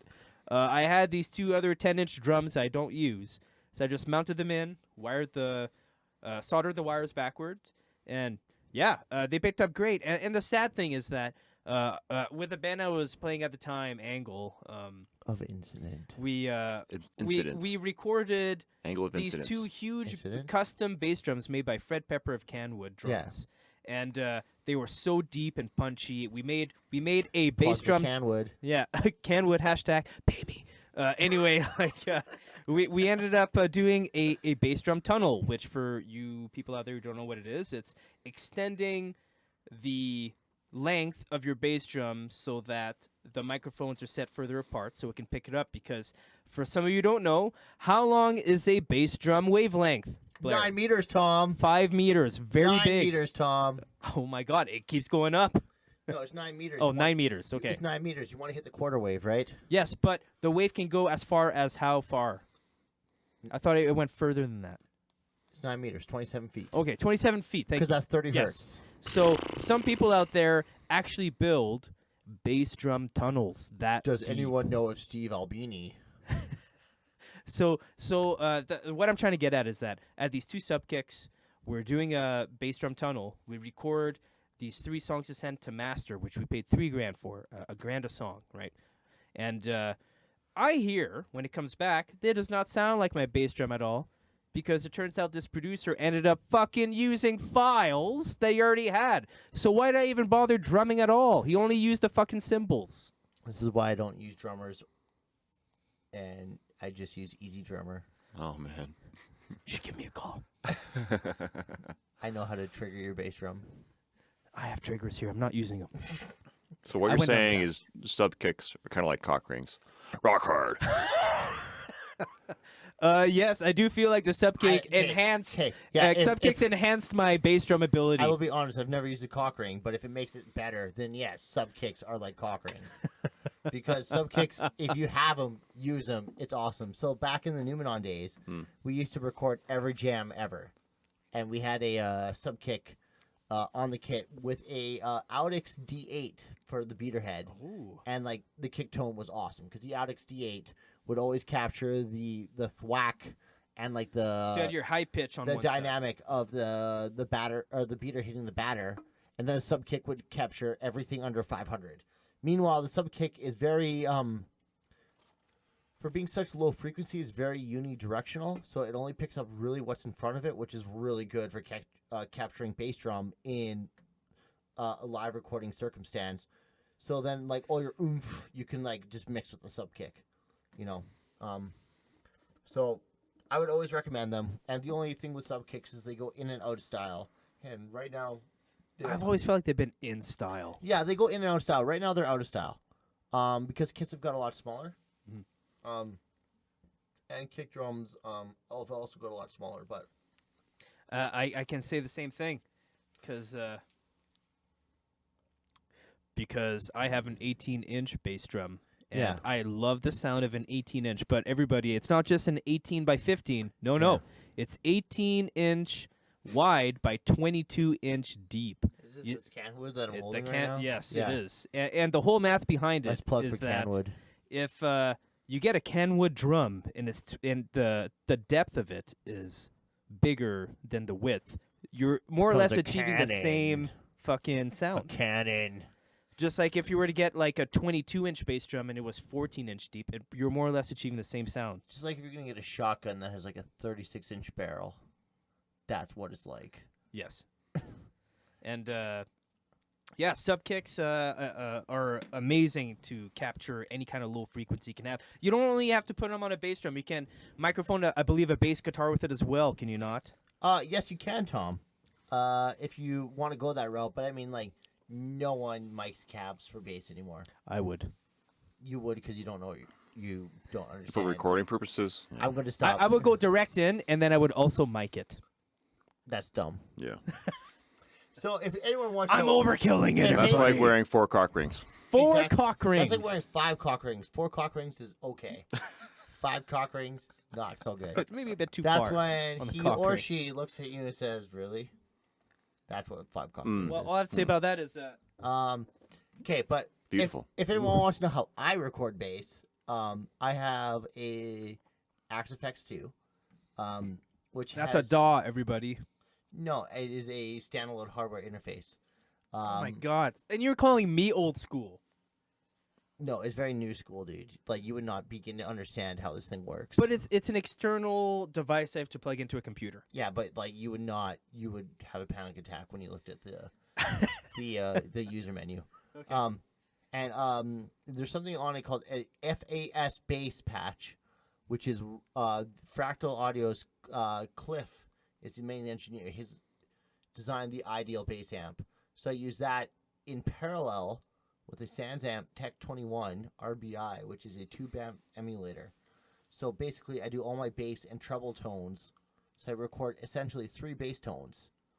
And you were telling me A what bass I'm tone doing with is the Axe foolish. effects and a treble tone with the Axe effects, and then a really definite mid-tone with the SansAmp RBI, and then I can mix them independently depending on the mix. So if I'm doing a riff where like I want like the bass like throat to come through, like let's say like I'm like just like chugging the bottom of What's a bass throat? like the 800 hertz mark, like for Mid example, to top. I like to refer to it as the male voice. So the male voice, like your voice, like you're a bit lower than me. More your voice than my voice. My voice is a little bit higher. Okay. Like that's around the 800 hertz mark, and that's called I call that the bass throat. That makes sense. Yeah. Right. So 800 to 1200 hertz is kind of like the beauty for the bass guitar, especially when you're mixing, because like that's all the definition. So if you want to make like a hard driving bass tone that cuts through, you model it around the 800 to 1200 hertz, right? So like my SansAmp, I have it set exactly to that hertz. I actually cut all the bass, like everything below 500, and the treble I have up a bit, and then I have increased gain, and then I have it set to about 875, and then that way, like, I play with it, and then I can mix it in and out. So if I'm doing like a riff that requires like a bass tone that cuts through, or even just like a chugging riff that's like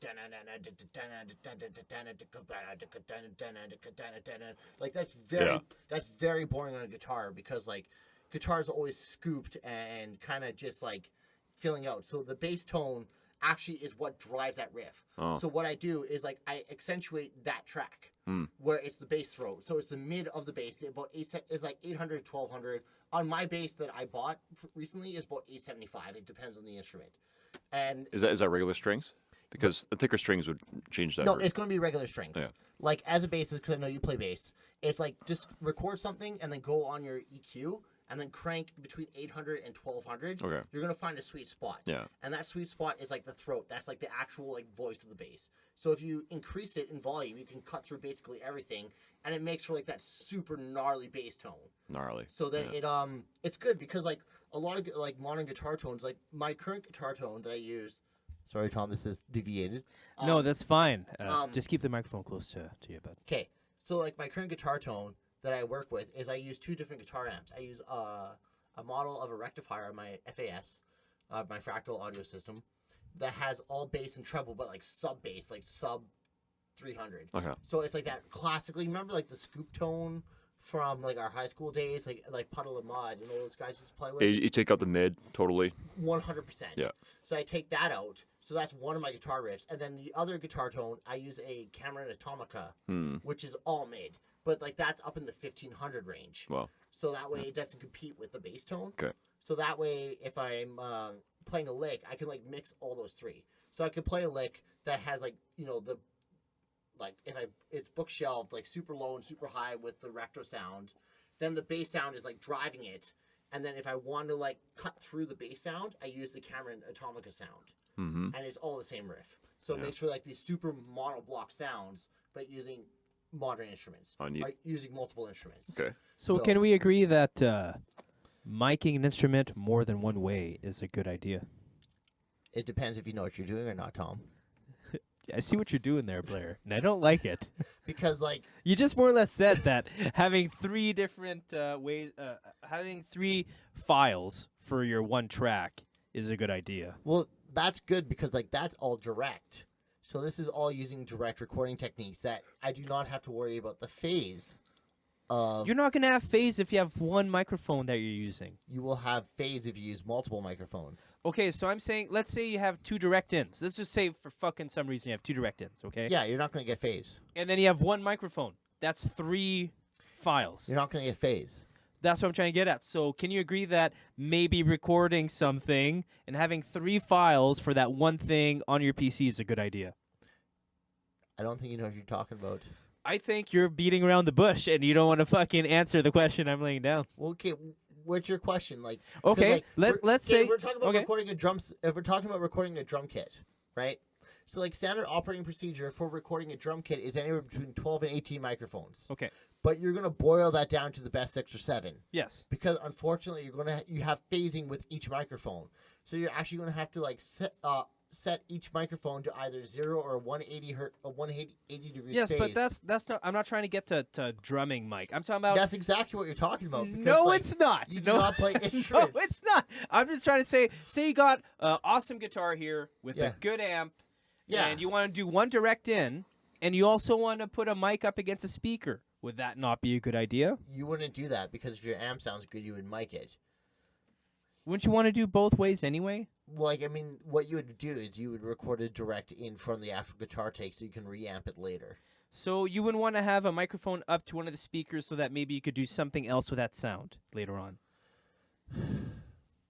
That sigh right there, that's a fucking half yes, is what it is. No, that's a mainly no, Tom. I don't think so. We've had this conversation many times. I before. know, and I think I'm still right on this. You guys lost me so I think much. that like you don't quite understand what I'm getting at here. That's what I Okay, think. so I'm more or less I'm going to go back to this, and I know you're going to say that's different. Let's give me specifics, because Okay. like, that's what matters. Okay, I'm going to go to a Because different a different comparison, and I know you're going to say it's not even the same, but I'm going to say it anyway.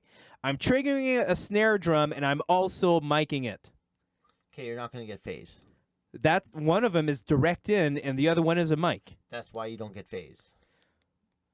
So then, if you have direct in what's with phase? What are you talking about? So like, it's when a microphone okay, so is giving you a different sound. It's altered from what you're going through. okay, so phase is like, you know what a sound wave looks like, right? 'Kay. Your sinusoidal sound. It's going up and down Yeah, and exactly. little hills. Yeah, so what happens if you have two sounds that are playing simultaneously at the same time, out of time, so like this, like that, right? Yeah. The peaks and the valleys actually cancel each other out, so you get Yeah. sound degradation. Okay. So that's called phase. Oh, Right. Okay. So like that's how a phaser actually works. Is a like you know a phaser like the guitar pedal effect. Mm-hmm. So like it actually takes your sound and then samples it slightly. Yeah, but by behind like your original 100 sound. or something. Exactly. So that's what creates that whoosh sound, like. Yep. That's what creates that sound because like you have frequencies that are competing against each other. Therefore, it creates something called a comb filter or a notch filter, Mm-hmm. and it degrades the actual original signal, right? So like if you were to run a single microphone on a snare, for example, right? It's like it'd be fine because that's the only sound you have. If you were to run two mics, you have to worry about phase because like if those microphones are capturing, so like your sound wave exists in a sinusoidal pattern, right? Yeah. So the thing is like if you have two sound waves that are going opposite of each other, they'll actually cancel each other out, right? But I don't. 100% perfectly. Now, if they're not 100% perfect, it's frequency dependent. So you actually get a notch filtering where it is Yes. canceling Yes. out frequencies that aren't supposed to be canceled out. But So when two man, things that's are in so phase- fucking hard to do. It is so hard to do. So that's why you have to like be very. No. What I'm trying to say is that it's hard. It's so hard to fuck it up. I've had a Well, side. if you're not going to spend a lot of time. Yeah, because I've had I've had a side mic and a top mic on my snare, Yeah, and this is before you talked to me about phase. yeah. And the file format and the sound of it is fucking pristine. Like it sounds great. Yeah, but when you mix them together, it sounds like fucking shit. It sounded great at two snare mics, and I have the videos up. You can check them out. Well, They okay, sound then good. they were in phase. If they're out of phase, they sound like shit. So hold on. What I'm trying to get at is that because we're going a bit further away from it. More or less, you're saying if you're doing a direct in, there's no point in miking a speaker on your cabinet. Well, I mean, like, Because that was my main argument. there's point. a point if you're trying to like do a certain application. So, for example, when I was doing one recording, it's like I took a direct in so I can reamp it later. And Yeah. then So you could change that file whenever and you then I want. put 4 microphones on the cabinet. Was that not a good idea? 4 mics on a cat. What? Yeah. For each Yes, speaker. Yeah. So you can alter Four- whatever four one you different- want. I did 4 different mics. Yes. Because like I They'll had pick 4 up different things. I had 4 different mics that Oh. so like for example, like this said person coveted their analog tone because they had a very vintage Marshall tube amplifier from the 80s with a big vintage Ampeg 8x12. Mm. And like it was a really good tone. And like it's something that you could not replicate really using DI like direct or modeling technology. So I used 4 different mics that had 4 different characteristics on 4 different speakers to make a composite sound of that said person's bass cap. And you didn't go direct in because back then I did. direct in wasn't a thing, right? I did go direct in. Okay, because- so you did direct in and 4 mics. Yeah, so that way if I needed to reamp Buddy's said bass track because something went wrong with one of the mics, I could do it. So Or I can hold also on. blend so, in the direct in because like I love direct bass. So my final, the final fucking thing I'm trying to get out of you for this. Yeah. And it's not like I'm trying to fish it out of you. You're either gonna agree or disagree, and that's fine. Well, I don't know what you're trying to Is fish out. direct in and I just think miking your up? question is dumb. That's what I think. I don't have smart questions. They're all. Like- did you not listen to the 10 top questions I asked you? Those are I- good I- questions. Like they're good questions. I just think this particular one is dumb because of course you're going to take a direct in recording because like you can always use more than less. That's what I'm trying to get at. Yeah, right. But when it comes to your snare drum, because I know how this is going to end up, you want to be more particular about how you mic your snare drum, Tom, Yes. because you don't have the option to direct in. If they had I don't. direct in You're right. snare, it would be a way different world. Yes, and it we would do, and it's called a Roland TD12. I have a TD10. I know what you're talking about. Yeah, exactly. So, Okay, all right. Well, let's finish that there because we only got about 7 minutes left here. I think we're getting to the promo stage here. Maybe we can do some plugs. Yeah, we can do plugs here in a bit. Unless, what are you thinking? What do you want to do? Well, I mean, I'm more or less just going off the fucking what I'm sitting on right now. So I don't know. What do you think of cricket? Like the game or the insect? Crickets are great. Like the game. Okay, because I had a conversation today about they sell cricket powder now as a protein supplement. Mhm. Oh my god. So cricket the game, I don't understand, but I imagine if people like it, that's cool. Well, like, how do you play that game? You're holding a flat paddle and you're hitting what, like a fucking think clay ball or The some thing shit? I think the thing about cricket is that like it seems Everybody gets so drunk they don't care. it seems as ridiculous to us as probably like hockey seems as ridiculous to like a South Asian person. That's fair. You know those games last all day. No, they last several days. It's a fucking week thing. Cricket games are the longest fucking Yeah. games you're gonna watch. Um, I know because I fucking okay, I've so tried. I don't know a lot about cricket, so that's all I can say. But if we want to talk about cricket powder, No, I as do a not want to protein fucking talk supplement- about cricket. Curtis, fucking ask Blair something here. Come on. Blair, do you have anything you want to mention? Is this still gonna be episode 1 or is it gonna be episode scrapped? Maybe 4. It hasn't been bad. It's just some technical What is stuff. the last awesome metal show you went to? The last, honestly, Winterson, because like I always hated Winterson because the people who liked Winterson I fucking hated, and then like within the last year I started listening to the Winterson catalog, and I'm like, this is some of the best music I've ever fucking heard. I think I've always pronounced Winter Sun. Winterson is like how they would pronounce Oh, it. There you go, everybody. Sure. It's Winterson, you noobs. Winterson, Makes sense. yeah. Makes sense. Whatever Yari, whatever. Probably Yeri. I don't know. I don't know, but he used to play in Corporate Kalani. Corp Kalani, the Finnish bands. Yeah, exactly. And then they Isn't that the one with they a deaf booted him person? because he wanted to like play Winterson, and they got basically jealous at how good Winterson was. Sorry. So I went to that, and that was unbelievable. Like, also to the point where it's like you be that guy, where it's like he doesn't even play guitar anymore. Like he just like hired out his lead parts and his rhythm parts, and he just sings. And then he has like he's like got to be at least 40 or 45 or something. And the guys who are playing with him are like 20, who just shred his parts. I'm like, that is awesome. It was a great show. What is the shittiest show you've seen last? That's a question I don't know if I should say on air because that might be political. No, come on. The shittiest show? Shittiest show you've seen last. Oh, man. I think like the shittiest show is like I went to see the ESO because they're doing a bunch Who of is ESO? Edmonton Symphony Orchestra. Okay. And they were doing a bunch of like Queen stuff, and I thought that was really bad. Well, it's How hard do to they screw emulate it a up? good band. It was just like I thought it was going to be more musical, and they actually were just like droning the bass notes to Queen songs with like some Queen cover band. This kind of takes away from it. Yeah, mean, I thought if it I'm was- going to go see Edmonton Symphony Orchestra, I don't need to see a fucking band play Queen. I just want to It go was see the like orchestra doing literally it. a cover band playing with the Edmonton Symphony Orchestra. That's and fucking different. I thought it was going to be something completely different because I'm like, man, Queen is like musically complex. Yeah. Like they could probably like apply as an orchestra awesome. And Yeah. it's like, no. Correct me if I'm wrong, but does not Freddie Mercury own the record for the most fucking vocals recorded, the most vocal tracks ever on any song? Maybe him and Axl Rose. Yeah, like he's up there, man. Like it's something like over fucking 30 or 40 channels. There's for- something like ridiculous with like that Bohemian Rhapsody song but I think it's all come into urban lore now. Yeah. We don't have enough. We'd have to talk to the producer at the time or the engineer at the time, I guess. That was Mike Myers, right? Actually, a really, Mike Myers, yeah. Actually, what I thought was hilarious was so like you know the band Stryker, right? Yes, I know them very well. Adam Brown puked on my shorts back in 2007. Yeah. We were on the ETS bus. So We know each other well. my girlfriend's brother-in-law is the guitarist from Stryker. Tim Brown. No, the other one, Chris Seger. Oh, okay. Sorry. And Yes. he was telling me that when they were recording in Nashville, they had like all these isolated Bohemian Rhapsody tracks, and like he was telling me like this, like the guitar tone was just so crappy.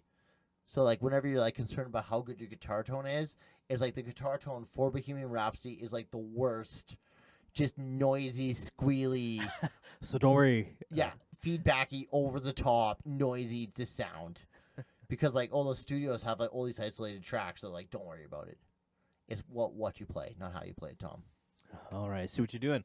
Okay, well, with that, I think that's what's going to wrap up this show. Does anybody want to plug anything? Blair, do you have any plugs? I would like to plug the 1998 GMC Safari for Yep. being a great Starting vehicle. bid at $3,000 to $4,000, I believe. I will take $750 if anyone wants it. Everybody, Blair Butcher, $750, GMC Safari 98, very well driven, has a lot of new parts Has a ton because of they new needed it. parts. Slept in And- and everything. Yep. Yeah. Yeah. And remember, And this also, is a and musician also, superstar. We didn't get to talk about it. Also, recently got broken into and has a bunch of blood all over the dashboard. Oh, well, that's going to affect the and sale steering price. wheel, which I am slowly cleaning off. But Hang unfortunately, on. Wait, your van got broken into, and it for some reason it's covered in blood.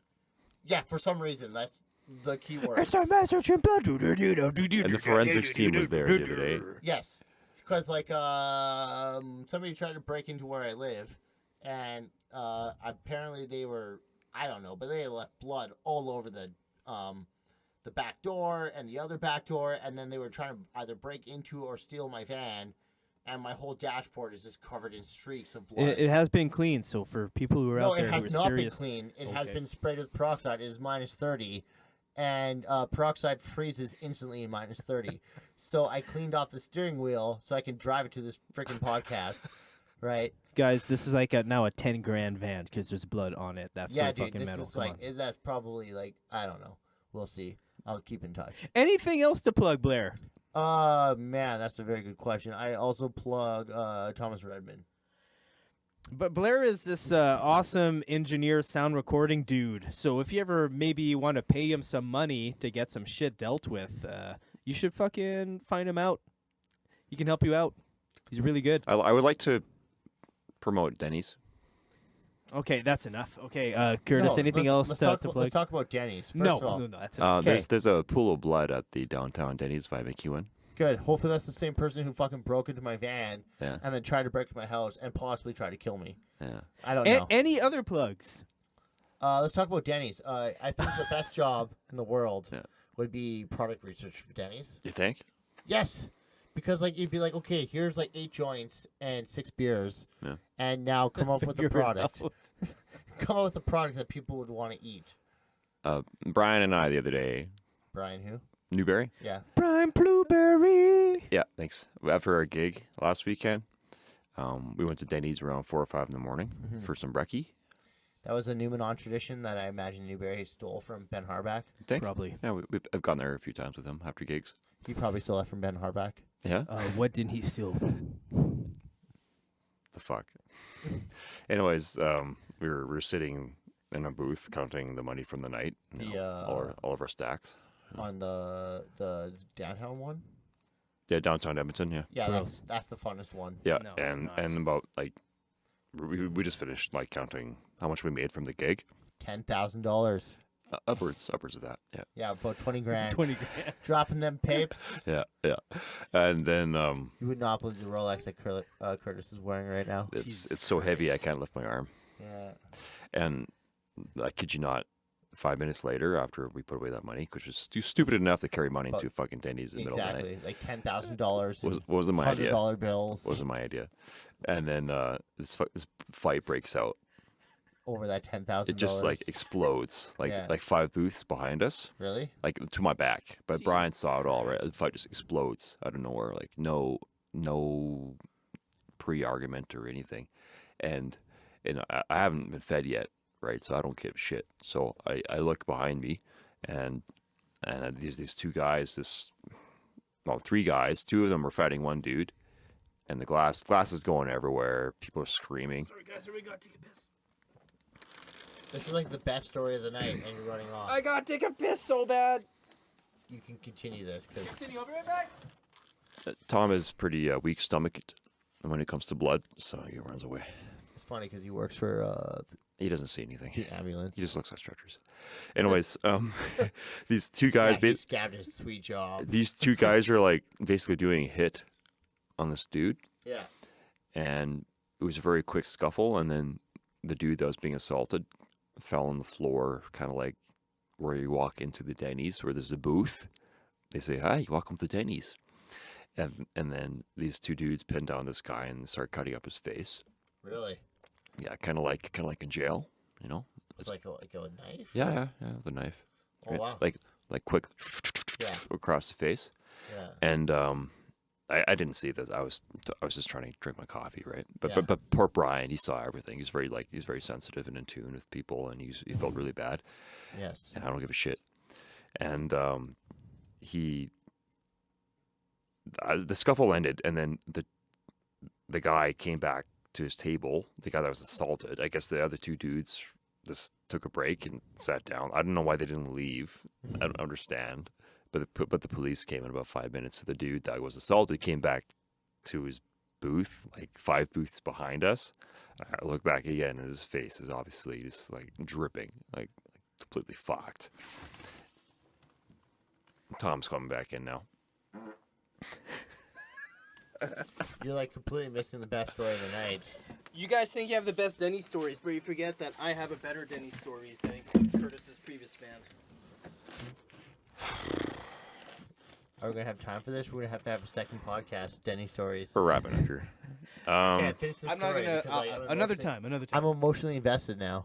Well, that was kind of the peak. It was the fight. Oh. The guy got sliced in the face. I saw him, and then the thing happened, and then the police came, and then Brian and I proceeded to eat breakfast and talk about relationships and feelings. Well, that just made the story lame. Yeah, it's fucking lame. Could you have left that one out? Can we edit that one out? Curtis's first band, before he joined it, and I went to a Denny's one time. We did a dine and dash.